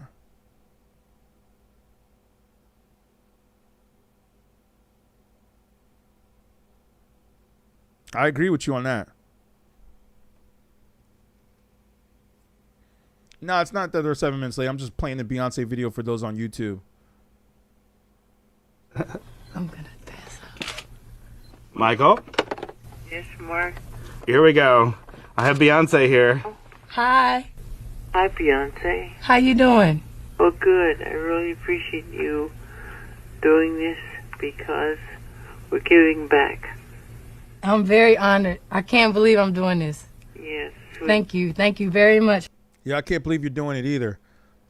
I think Beyonce, I'll just go ahead and say it. I think Beyonce was a low-key industry plant. And I think that she's kind of the reason why women are the way they are today. Like, can you pay my telephone bills? Can you pay my automobiles? Then maybe we can chill. Then pay my telephone bills. Then I don't think you do. So you, me are through. You're gonna be like, how do I know that song? I remember that song used to come on MTV every single day, yo. Every single day that song came on MTV and BET. You know, I'm one of those that like watch MTV and BET every day. So it's just like, I remember that when that video would come on. Can you pay my telephone bills? Can you pay my automobiles? Like, women weren't talking about shit like that back then. It wasn't until Destiny's Child came out that women started being like, yeah, you got to pay my telephone bills. Or what was that other song, The Scrub? Hated that song, yo. I remember me and my friends used to clown that song. A scrub is a guy who gets no love from me, hanging on the passenger side of his best friend's ride, trying to holler at me. All of those songs that were pushed to make black women hate black men. I think Beyonce was the head of that. She was the head of that agenda to make black women not want it. And they got a light-skinned, good-looking, light-skinned black girl to play the role. They just copied basically the formula of Diana Ross and the Supremes. Like I said, these formulas have been repeated over and over again. They're doing the same thing right now with K-pop. This is why I don't understand why people are so stupid when it comes to K-pop. It's like, oh, my bad. Have you not ever heard of the R&B group New Edition? Have you not heard of the R&B group Boys to Men? Have you not seen Michael Jackson dance before? Have you not heard Michael Jackson sing before? I don't get it, yo. Yo, Michael Jackson is the one that raised the bar. All this, you know, I can't hit the notes right now because I've been talking for like 5 hours for like the last 6 months straight. But let me just say this though. That whole crooning sound, that yeah. Do you remember the time when we were in love? That's all Michael Jackson. And do you notice how many singers sing like that? There's so many singers that sing like that. Do you remember the time? Oh, do you remember, girl? Do you? Don't let me get my Chris Brown on. Like, Chris Brown, stop it. Stop it, Chris Brown. Ooh, girl. Ooh. That's all Michael Jackson. As a matter of fact, I got my Michael Jackson t-shirt over there. I'm going to wear that probably on my next stream. And it's just like, yo, man. I was like, I have a video on my YouTube channel where I'm talking about K-pop. I don't even go into detail about it. I'm going to go really into detail about it. But I'm just like, yo, man. Well, you know, I'm talking about like how these formulas have been opinionated. You said you're bouncing if I keep getting my singing on, right? Well, the numbers just went up, so you know what I'm saying? I guess maybe they want to hear me sing. I'm just saying that all of this is formula. And I'm just like, yo, man, I don't understand how people can listen to K-pop. I mean, I understand some people that just don't know what the hell is going on and they listen to K-pop. But it's like, hey, that's cool. If you like K-pop, you have the right to like whatever music you like. There's some people out there that listen to Sexy Red, which I just can't understand. She might have a couple cool beats, but other than that, it's like the raps is just like, pfft. I mean, I guess if you're just trying to have fun, all right, cool. But yeah, man, I gotta say, like, there were the video I did on YouTube about K-pop, and like I said, I didn't even go into detail about it. I just did like a quick like 5-minute video just saying K-pop is not real music, and there's a lot of people out there that study this that show it. They're just changing the formula. Jackson 5. Then they went to the Osmonds. Then they went to New Edition. Then they went to New Kids on the Block. Marky Mark wanted to be a New Kids on the Block, so then he became a rapper. Then Marky Mark became an actor, Mark Wahlberg. Then you had Backstreet Boys. Then you had NSYNC. Then you had 98 Degrees, along with Jessica Simpson. And then you had Eminem. And then everybody was trying to put Eminem in the same box as the Backstreet Boys and NSYNC. And that's why Eminem had to set himself apart from NSYNC and say, I am not another pop singer, even though he was marketed as a pop rapper. Eminem was definitely, or is, a real rapper, but he was definitely marketed as a pop rapper. And that's when he had to do the Slim Shady. Who's the real Slim Shady?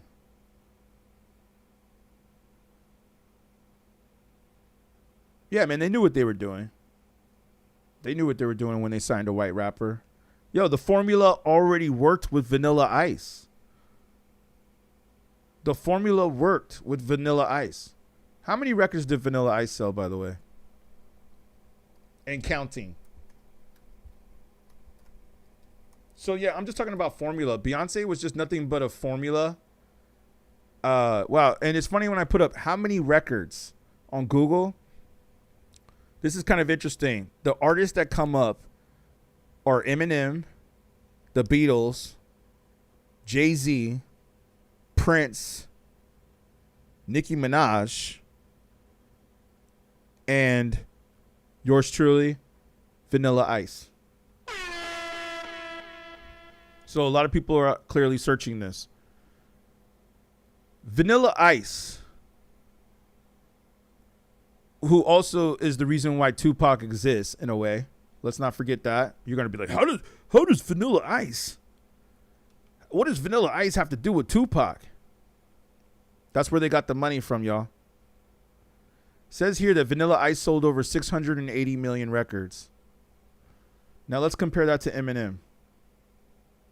What the machine of the industry would do to me, I was one person. Now I know how to separate the artificial world of entertainment and Rob Van Winkle, just me, the motocrosser kid, the jackass, whatever, right? And I didn't know that at the time, so it was very hard for me. And that wave that I was on was never enjoyable. Like, you know, I've sold over 680 million records and never enjoyed it. How many records? 680 million. You sold 680 million records. Yes. Never enjoyed them. Yo, so check it out. This is actually a great point. I'm glad we brought this up real quick. So technically, let's not talk about record sales anymore. We have this fact, and you guys just went down this fact with me. Let's not talk about selling records anymore. Vanilla Ice has technically sold more records than Eminem. Did y'all know that? I didn't even know this. You learn something new every day if you're willing to study and do research. Yo, I'm happy you guys did this research with me. Vanilla Ice, let me repeat this just for those that didn't hear me correctly. Vanilla Ice has sold more records than Eminem. Eminem has sold over 200 million records, which is dope. Vanilla Ice has sold over 600, nearly 700 million records. Vanilla Ice has sold about 500 million records more than Eminem. Crazy, right? So my point is they're just repeating formulas. They're repeating formulas, yo. That's all it is, man. And some of these people are plants. You said, come on, Big Bun. You said, come on, bro. The groups was out there before the cats wouldn't even try unless there was a group. Or you're talking to somebody else. Okay. And you say, okay, all right, let's go back to Tupac, shall we? And Vanilla Ice has a lot to do with Tupac, because let's not forget when Suge Knight went to the hotel to go visit him to get him to sign over those royalties, right? What do you think they did with that money? They went and started the label and signed Tupac. And then what happened after that? Then Dre leaves, starts Aftermath. They go get Eminem. So they already knew the system with Vanilla Ice. They already knew we got to just get a white rapper. We sign a white rapper. We're gonna make a lot of money. You know why? Because when you sign a white rapper, and let's even go further back. Let's take a step even further back since we're on the subject. The formula worked also with rock and roll. Did we forget Elvis Presley?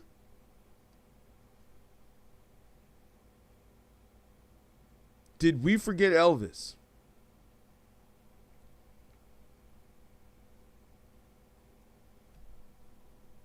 Gaming style was peak. Since that, they have to water them down so they can understand. I mean, I still think, even though, I still think this is pretty dope. But it's straight black. Walking through a party in the county jail. The prison band was there, they began to wail. 1, 2, 3 in the county jail. This is straight black, yo. And the drum began to swing. You should have heard the knocked out jailbird sing that rock. I mean, if you study the dance moves. Swing. You should have heard the knocked out jailbird sing that rock. Everybody let it rock. Straight black moves, man. Straight black moves. So the formula has been working for a long time, man. They've been doing this in the record industry for a long time. Come on and do the jailhouse rock with me. If you listen carefully to Elvis right here, it actually almost sounds like he's rapping. Now that I think about it, like, it almost sounds like he's kind of rapping low key right here. Cutest jailbird I ever did. You the cutest jailbird I ever did see. I sure would be delighted with your company. Come on and do the jailhouse rock with me. All right, yep. The formula has been working for a very long time. What'd you say, Alexander? Artists don't push their own style. They just cave to what people tell them it should be. Yeah. Old school Jason and the Argonauts were good. Ha, yeah, the Files. I hear you on that. It's like what Dave said. Keeping it real can go wrong too. Oh yeah, Dave Chappelle. When keeping it real goes wrong. Yep. After Eminem saw that Pac and Biggie drama, he was like, I need to invent some fake drama. What do you mean by that, Alexander? What do you mean by he needed to create some fake drama? What do you mean by that?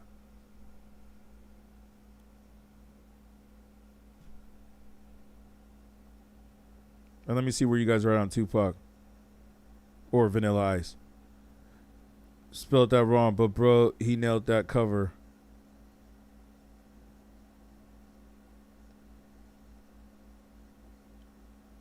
They definitely watering it down. Yep, for sure. All of the celebrity musicians are powered by the Illuminati. They're all plants. I agree with you. Not to mention that they're all Nepo babies too, majority of them. Vanilla Ice spilled the beans and rice. I mean, a lot of Jesus Christ. Was that, oh, that was, yeah, Eminem rhyme. Big Bird says, Beyonce. Yeah, it's obviously Beyonce. It's obviously Beyonce. Don't y'all ever think it's kind of strange that Beyonce and Rihanna don't even have a song together? And they're both on Rock Nation? That's true. Suge held Vanilla Ice over the balcony to get all the proceeds for that record. Yep. Even though Vanilla Ice has denied it.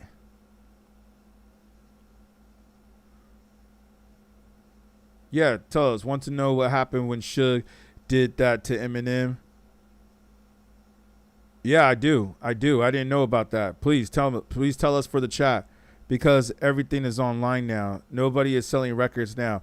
It's all bots boosting sales. Yep, that's all it is, man. Like how we see Ice Spice with 17 million monthly listeners.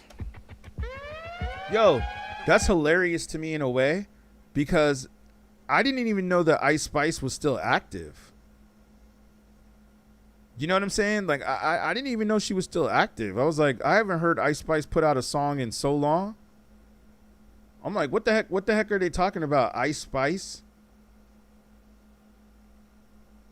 I haven't heard her put out an album in so long. So I'm like, what the heck are they talking about? Ice Spice is still relevant. Or she's still getting all these monthly streams. Makes no sense, man. You say, I don't understand why it has to be about the culture. Why can't people just love what they like and what they relate to? I agree with you for that. Yeah, you're right, Ninja Man. Thank you for speaking on that. Elvis definitely stole from Little Richard. And I think he stole from Chuck Berry, too. He definitely stole Chuck Berry's dance moves. Did you guys ever see the Elvis movie? With homeboy Austin playing him? It was pretty good. I saw it. He's actually going to be in the new Miami Vice with Michael B. Jordan. Now, that looks like that might be dope. I'll go see that movie. The dude who played Elvis, it's going to be him and Michael B. Jordan in the new Miami Vice. But yeah, he played Elvis. He was pretty good in it. But yeah, I agree with you. Shout out Salam for the follow. Salim, thank you. Stole or inspired? I think it was a little bit of both. I think that what Eminem did is exactly the same thing that Vanilla Ice and Eminem did.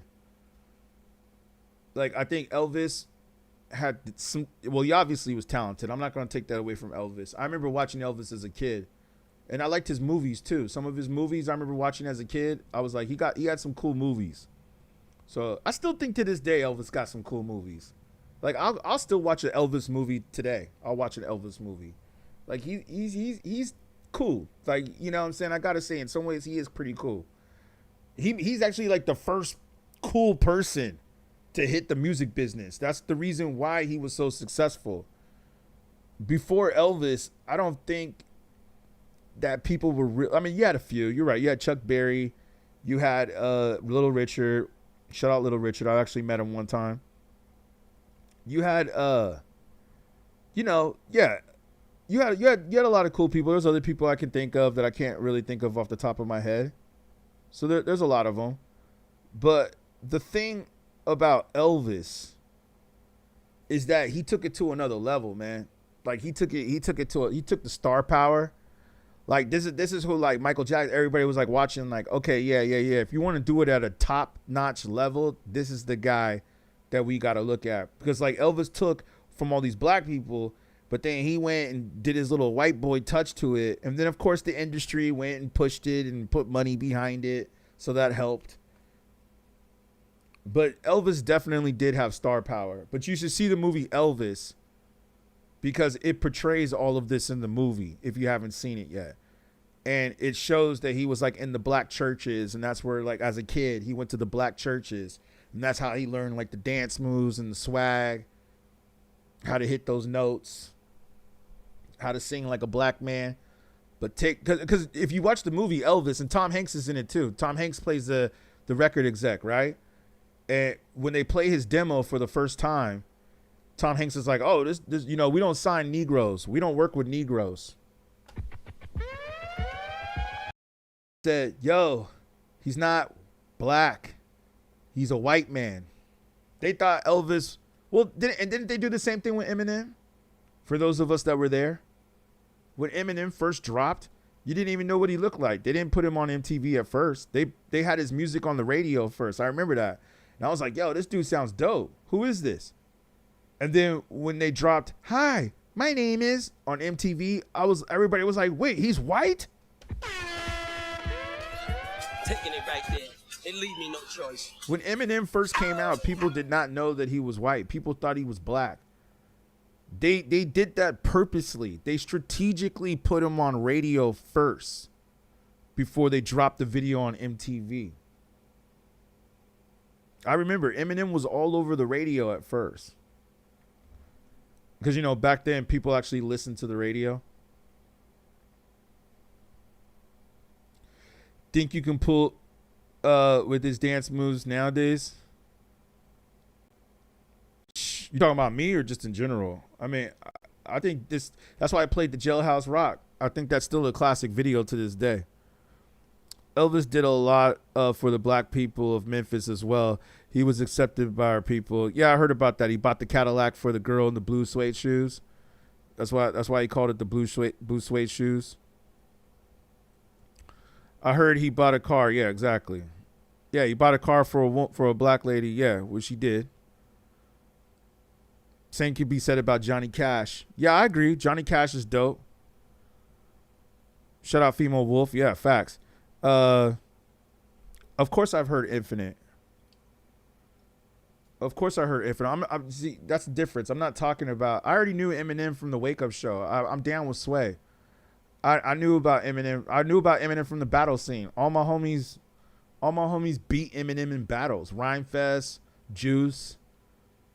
They all served him. You know what I'm saying?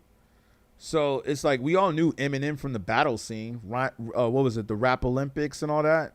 Rhymefest and Rap Olympics. Yeah, I'm talking about mainstream, y'all. Keep up. Like, keep up with me. Mainstream. Nobody in the middle of South Dakota was bumping Infinite. Yeah, nobody was bumping Eminem like that. They knew about him in the battle scene. Like, we could go back before Infinite, man. We could talk about before Infinite. We could talk about when he was at the battle scenes. Nobody was bumping Eminem when he was in the battles. As a matter of fact, when he got signed, he lost the battle when he got signed and gave his demo tape to the intern. I bet some of y'all think Dr. Dre discovered Eminem, right? Real quick, how many of y'all think that Dr. Dre discovered Eminem? Raise your hand. Yeah. For those of you that think that Eminem or Dr. Dre discovered Eminem, you're wrong. Dr. Dre did not discover Eminem. Maurice, I just saw your comment. You say, who am I? My name is beatGrade. I hope you're following. I'm a real hip-hop head. That's who I am. I'm a real hip-hop head who covers real hip-hop from a different hip-hop personality. That's who I am. You can follow me. Fun story for you. Yeah? 50 did, Female Wolf said. Nah, it wasn't 50. But I think you're trolling because we all know that Eminem is the one who put out 50 Cent. You know what I'm saying? But let me see what you said.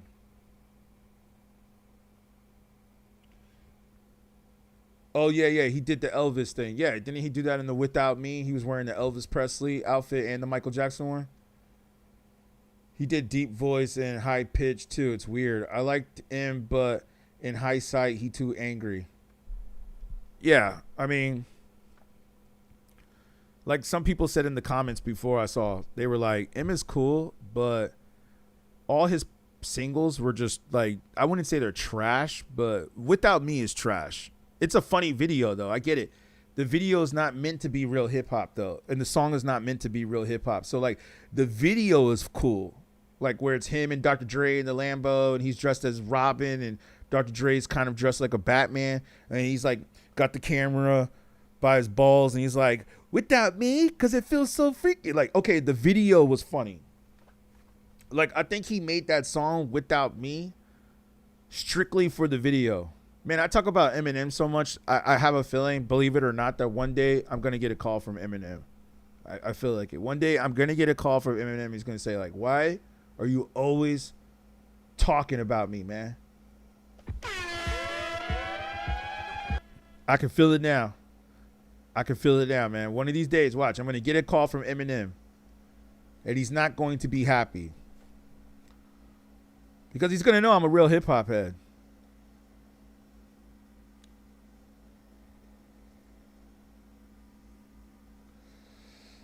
Yav Cole, shout you out. You see me hopping into the stream expecting ride with us or collide with us energy. Fam, do your thing and school the young ones. Yeah, thank you, fam. I appreciate you.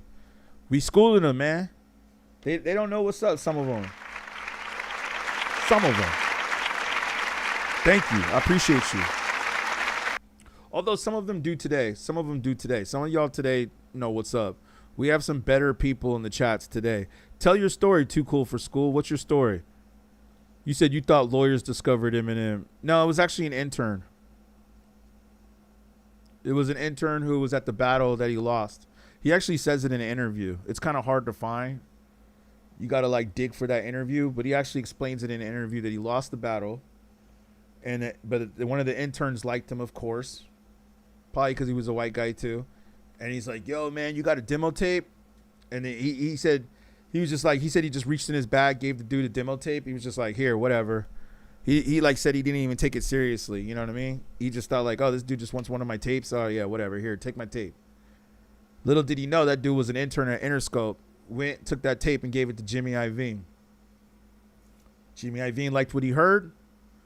Jimmy Iovine went, took the tape, and brought it to Dr. Dre.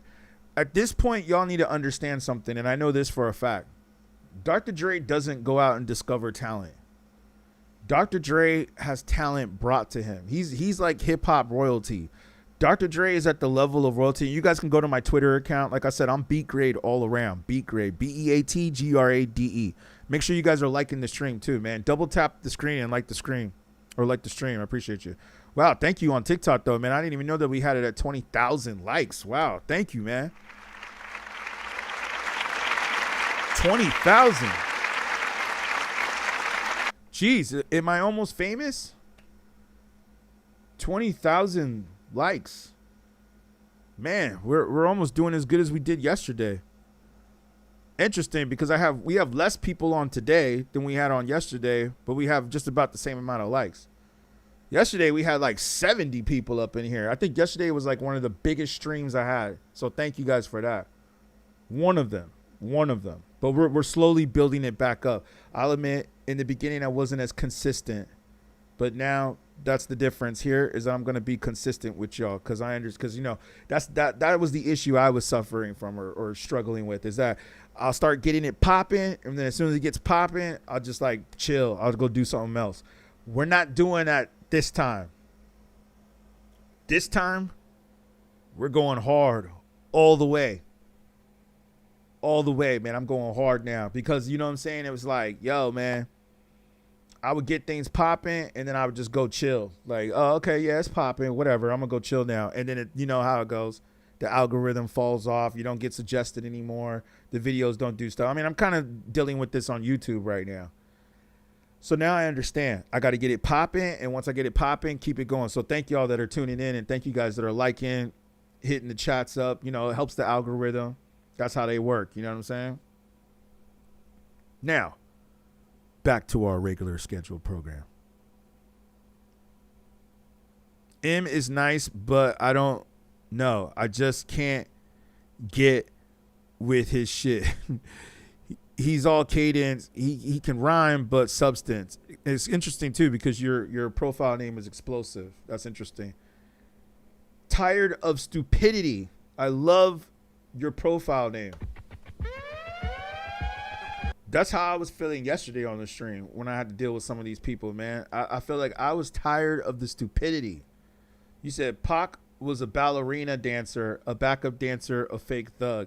I assume that's who I have as the GOAT. No, Tupac is not my GOAT. But I think I saw you in the chat yesterday. Now I remember where I saw that. Yeah, remember you were in the chat yesterday saying that Pac is a ballerina dancer.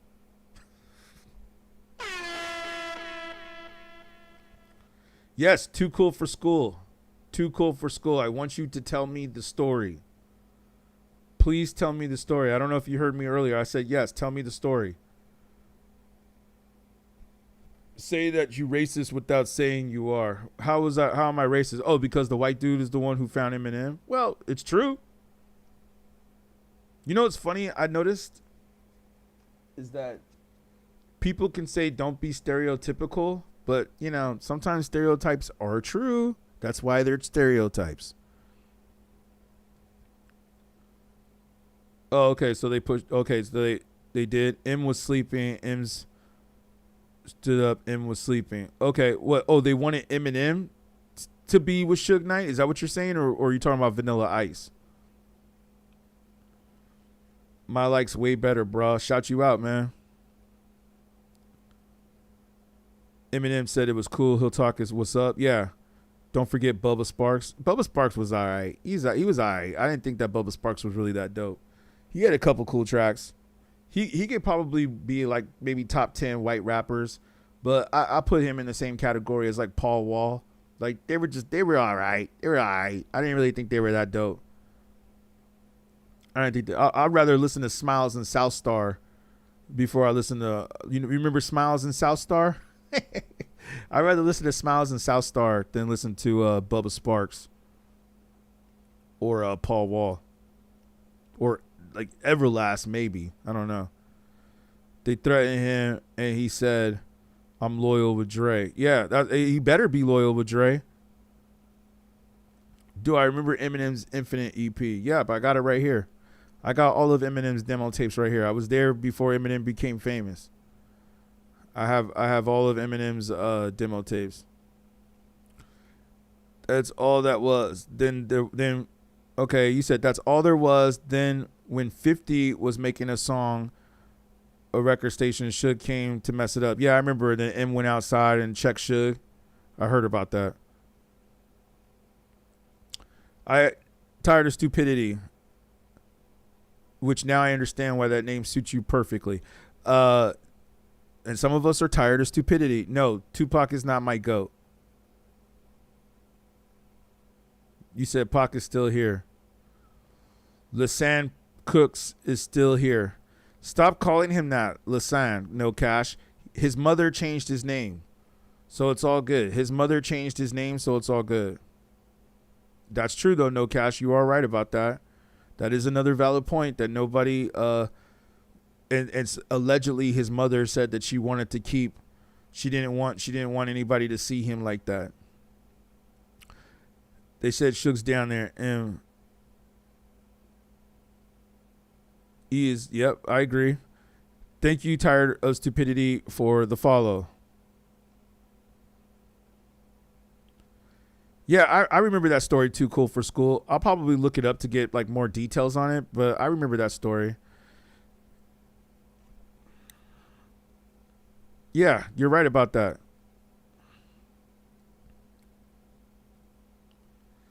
No Cash thinks that Pac is still here.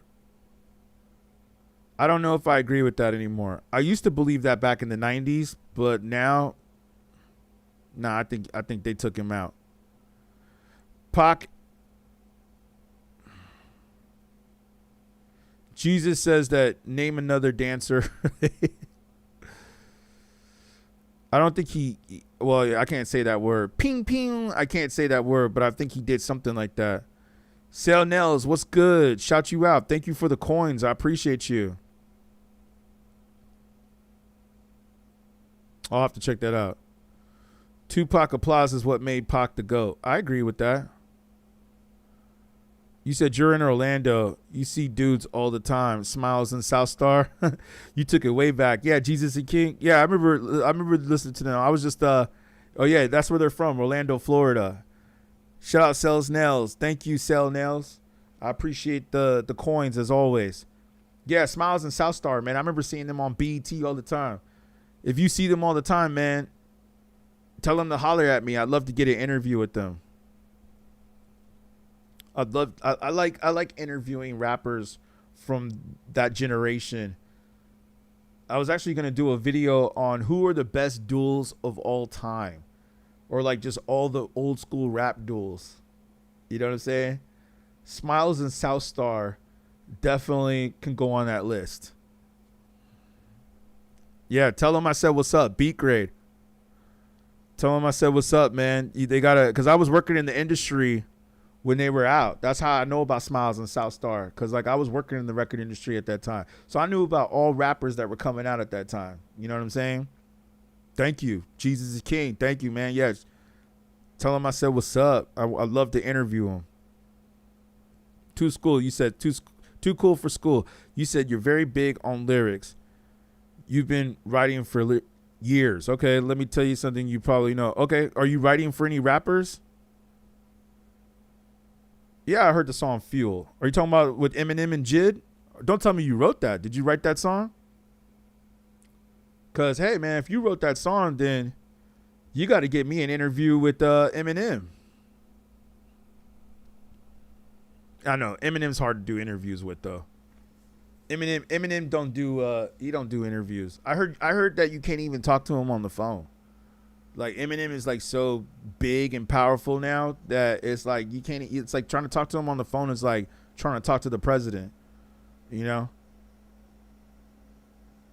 Alexander says it's funny the word racist didn't exist until 40s after most of the racist stuff already happened. Great point, man.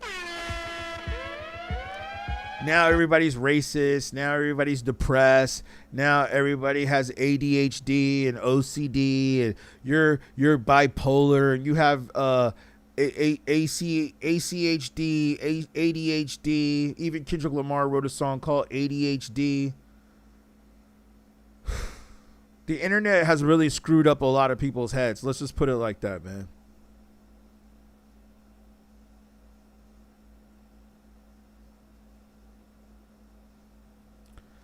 You said yes, no. Did you write the song Fuel? Yeah, I see it. Yeah. Born Sinner. You said, do I believe that the LAPD had something to do with Pac? Absolutely. Absolutely. And Biggie too. Not just Tupac, but also Biggie. And you're right. We should go back to the topic at hand before we get up out of here. Like I said, y'all, I appreciate y'all with the comments, but I don't know if I can do another 5-hour stream tonight. Plus, I got to go do some work in the morning tomorrow.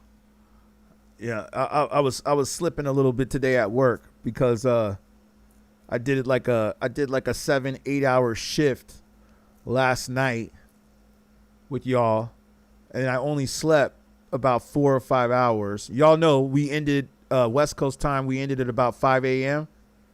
I was up by 9 a.m. to work. And I haven't eaten in 3 days. Just to let y'all know, I have not. For those of you that were on the stream last night, remember I told you I was I'm fasting. I'm still fasting.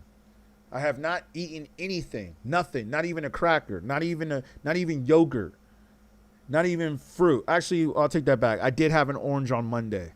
That's all I ate. I ate an orange on Monday. So shout me out, man. I'm on my discipline right now. You know what I mean?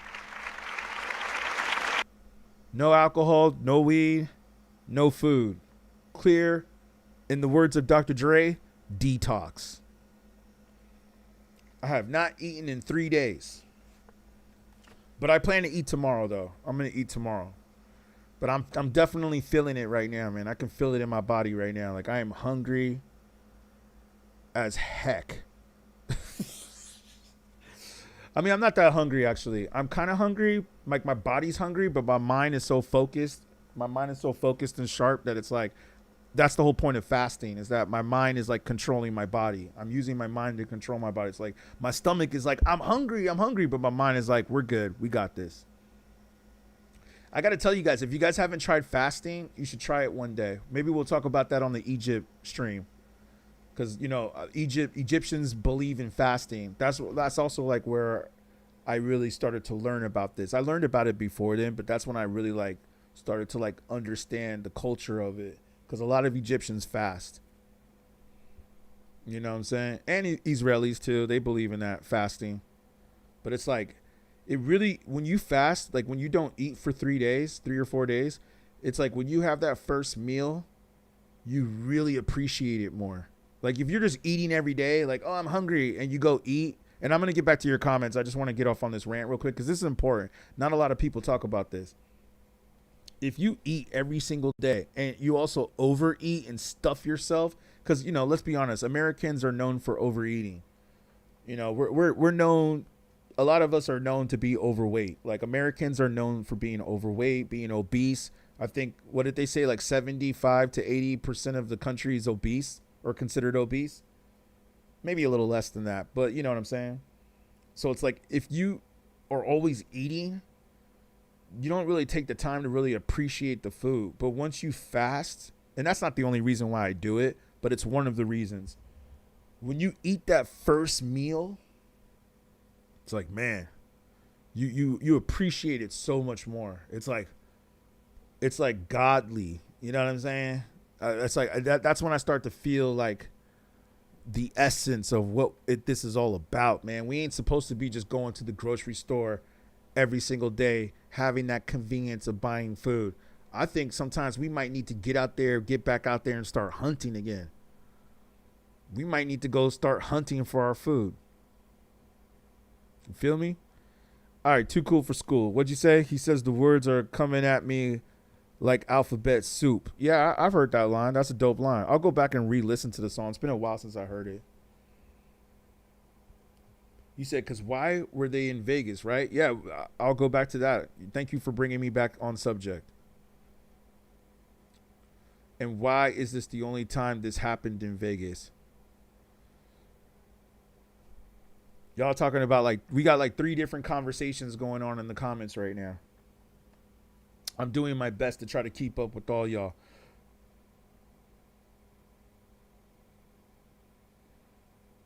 I will go back and listen to Eminem's verse. I am definitely a lyrical head. That's for sure. You should check out some of my raps. Yeah, my truth unfiltered. Some cultures only eat 2 or 3 times a week. Yeah, you're right. And I think I might go to that. Yeah, let me come back to you, Too Cool for School. I told you, I will listen to the song. We get it. You're an Eminem fan. That's dope. But yes, as we have right here on the screen, it's about Tupac.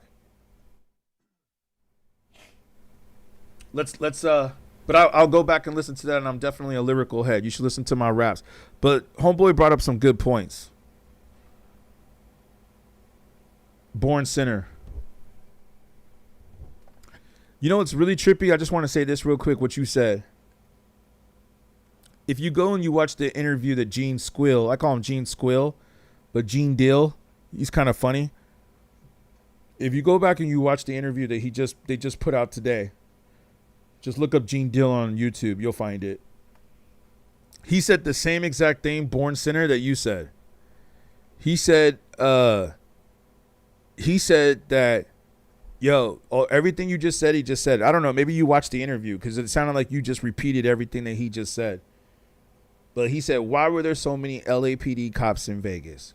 But not only that, not only the fact of why were there so many LAPD cops in Vegas, but on top of that, why has that never happened in Vegas ever since? But you know what was really trippy about the whole situation?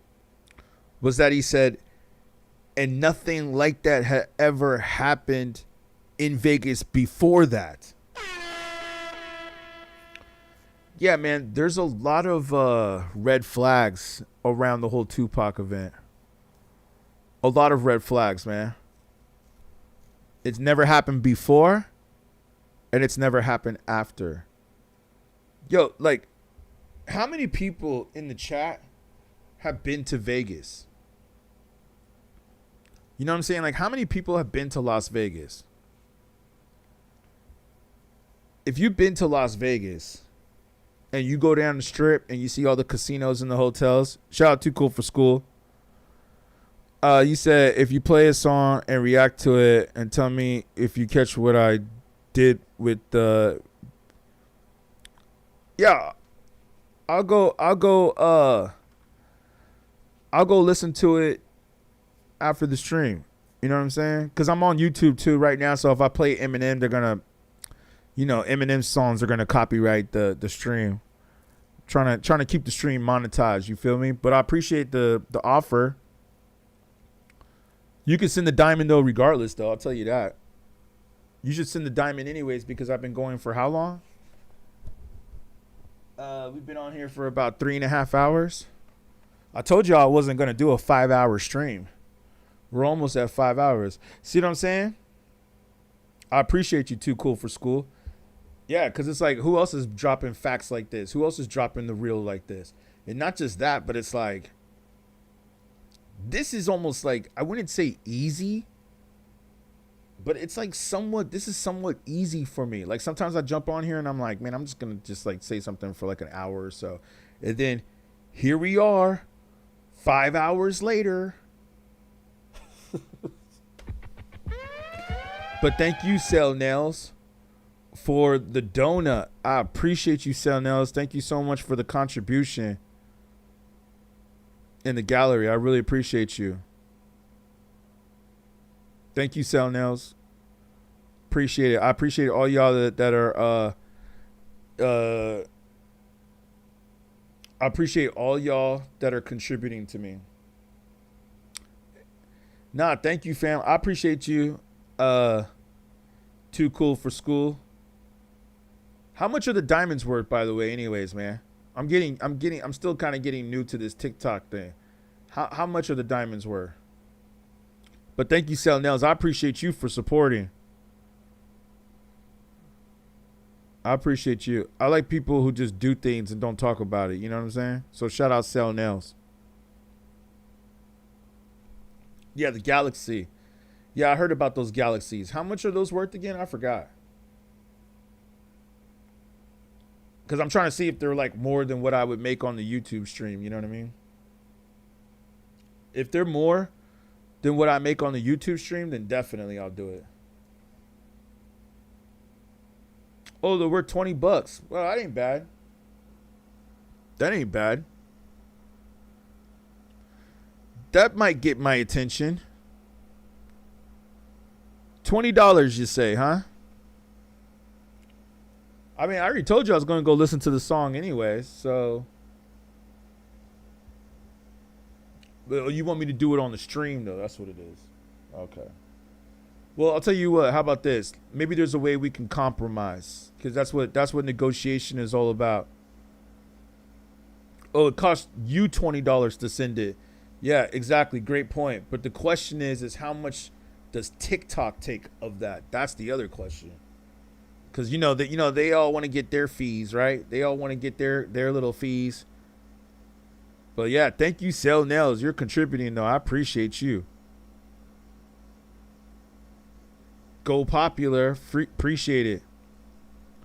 Yeah, because when you send the coins and you send the galaxies and all that, which I appreciate, thank you. It might cost you $20, but by the time it gets to me, they probably take like $5 or $10 out of it. You know what I'm saying? But it's still good though. Anything counts. Everything counts. Like I said, let's negotiate. We'll compromise. I want to check the song out. I want to see what you're talking about. But there's also some people in the chat too that want to hear about Tupac, which we have on the screen. So I want to try to satisfy everybody here. Plus, we also have people watching on YouTube, and they're on the subject of Tupac. So let's try to keep it. Let's try to make everybody happy. That's the goal. We want to try to make everybody happy. Back in the 90s Star Trek experience, exactly. So, I mean, I think we pretty much covered what we have to cover. Appreciate you. I'm going to listen to it, though. I'm going to listen to it. But the thing is this. I'm going to close it out with this, and then I'll listen to it. If anybody, to go back to the point that I made just a second ago, and, we're almost about at the finish line with this. In Vegas, I don't think that anybody could go down the strip and do what happened to Tupac and just drive away and get away. Yo, I mean, now people might say, oh, well, it's all changed now and it's because of the cameras and social media and all this. But I'm just saying, man, there's cops and all kinds of undercover cops all up and down the strip, yo. Not to mention that they got portable jails on the strip. So, like, they're, like, prepared to lock people up. They're, like, prepared to lock people up out there. For sure. Got you. Yeah. I got you too cool for school. Thank you, fam. Yeah, man. Like, they like, one thing I'll say is this, man.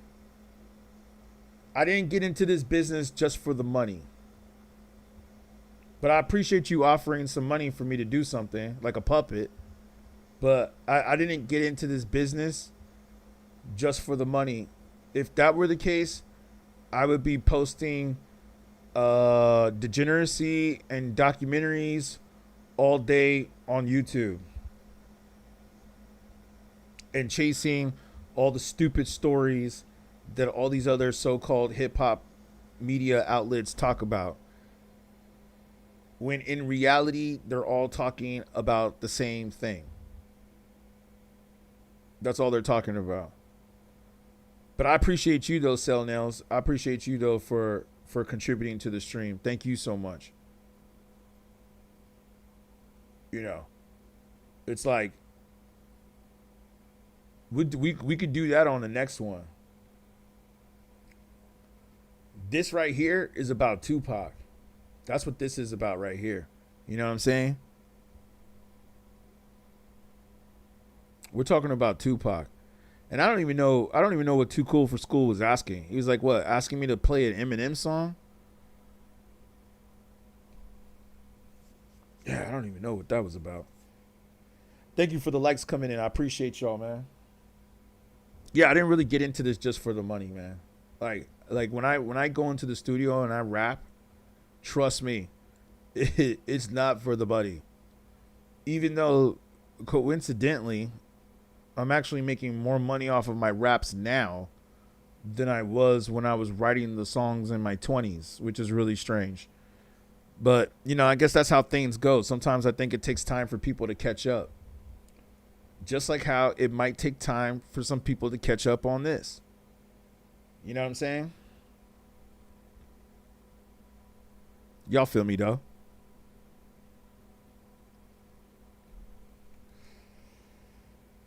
Oh, no, I'm on YouTube. I'm on YouTube, too. That's what it is, Too Cool. I'm on YouTube as well. YouTube flags. They flag, you know, when you, what's it called? They flag when you play other music on YouTube, when you play other rappers. And then you can't monetize the video. But you can monetize the video once if it's just like me, myself, and maybe I could play like some of these court clips from Keefy D and stuff like that. That's what this is. But I believe that the universe got me, so I'll make the money somehow, some way or another way. I'll make the money another way. So if I don't get the money today from you, I'll get the money another way from the universe. You know, we're gonna manifest the money, all of us together. We're gonna manifest the money. Not just myself, but all of us. You know what I mean? Damn, that's a crazy profile name. Flying Guillotine. That's a crazy profile. Where did you get that name from, man? How'd you come up with that concept? That's a crazy name, man. It's interesting. But damn, like what made you come up with that concept? How did you get that idea to put that profile name?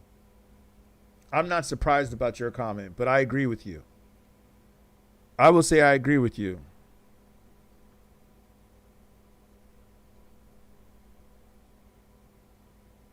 Yeah. That's a good comment though, man. I'm really curious to know where you got that name from. Like where you had that name come up. People got to stop talking about Pac or Biggie. Like, listen to the music. Well, yeah, I agree with you in some ways, Oscar, but we're talking about the trial that's going on. You know what I mean? We're not the ones, like, it's funny when people jump in the comment section and they'd be like, hey, you know what I'm saying? They'd be like, hey, why are you talking about Tupac? Like acting like as if I'm the one that's dragging this on. Yo, did you forget that there's a whole trial going on right now?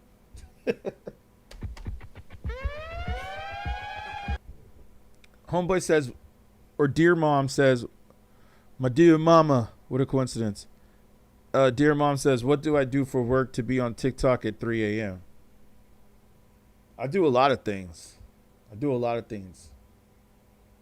This is work right here. I'm working right now, actually, technically. I'm working right now. I do a lot of things, though. I don't just do one thing, you know. I don't do just one thing. And on a side note, I think today in America and with today's economy, where it costs like $10 just to buy some water You know what I mean? Like, it costs $10 to buy water. I think you kind of have to do more than just one thing. You know, unless like you're already like a multi-millionaire or you got rich parents, then you're probably good. But if you're not, and you're not a Nepo baby, I think you kind of have to have a side hustle today. Like, I don't think you can really just depend on a job. I mean, didn't we all see that? I don't want to say too much, but didn't we all see that with the pandemic? Like, did y'all not learn from the pandemic? You can't really just rely on a job. You know what I mean? Like, you got to have multiple hustles. You got to have multiple hustles, multiple side hustles, I think, and build it. And build something. But I appreciate you for asking. Also, Pac was big or immortalized. But if you must know, like, what I also do, I also, like, run a fashion business. So that's, like, another thing I do on the side, is I do fashion. So, which pays me pretty well. You know what I mean? And I'll just say, like, real quick, since you asked, long story short, I did have a job at one point, a 9-to-5 job, but then I started my own business as a side hustle, like I'm trying to tell y'all. Give y'all some game right here. Free game, free game. Pay attention to the jewels. And then my side hustle started making more money than my job. And the crazy part about that was that my job, I had to work more hours at, and I didn't like it anymore. And my business started making more money than my job. And I mean, like, when I'm saying more money, I don't mean like just a few $100 more. I'm talking like double what I was making at my job. And then I was working less hours at my business. So I was working less hours doing what I wanted to do and making more money than being somewhere where I was doing what I didn't really want to do. I mean, it was a cool job, but I didn't really care to do it, to tell you the truth. It was just a job, right? And I was working more longer hours there and making less money. It's like I cracked the code. That's the way I felt. I was like, yo, I cracked the code. It was like, I felt like, you know, the movie The Matrix. I felt like Neo in The Matrix. It was like, oh, I started seeing the green lines and stuff. I was like, yo, what the hell am I doing here at this job? I'm working more hours and making less money. Yeah, shout out Flying. Yeah, you got to follow your interests and your creativity. Exactly. But I also am only operating off of 4 or 5 hours of sleep. But I think it's easier for me to operate on that amount of sleep when I don't eat. It's also because I'm fasting. When I fast, I have more energy. It's almost like fasting, it almost becomes like a natural high. You know what I'm saying? So to speak. It's like it gives you like that. Let me go back to some of your comments though, Flying. You were saying, so I don't know if I can say all the word on TikTok. And Angel, you said finally they ratted Diddy out on the stand. Justice for Pac. Yeah, I saw that today. I was trying to play a little bit more of it earlier, but you know, I don't know if you guys really care to hear that. One man said, I don't even know if I can read your comment out loud, but that's an interesting comment. I see your comment though, one man. You said,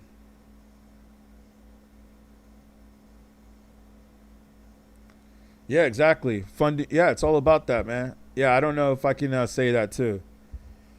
Angel, you said you cracked the code too, and now you're rich. Well, I got to catch up to you, Angel. I'm still working, you know, to get to where I need to be. So that's good for you. That's good for you. Maybe you can help fund us, man. Fund beatGrade if you can. Fund beatGrade. You know what I'm saying? Because hopefully I don't become homeless. You know what I'm saying? From doing this. I mean, that's not funny, but you know what I'm saying? They just raised my rent too, which is interesting. I'm like, oh great, again. It's like y'all just keep trying to raise the rent to the maximum dollar as much as you possibly can, man. Like, it's like, yo, man, y'all don't even take care of the shit that you're supposed to take care of, but yet you want to raise the rent. It's ridiculous. It's ridiculous, man. It's like, come on, man. I mean, luckily, I'm cool where I'm at, but it's just like, man, I've been in some places where it's like, yo, we in the straight hood. This is straight ghetto out here, man. Y'all trying to charge like $3,000 a month for a place that's getting shot up in the hood. It's like it's $3,000 a month and you're hearing gunshots out.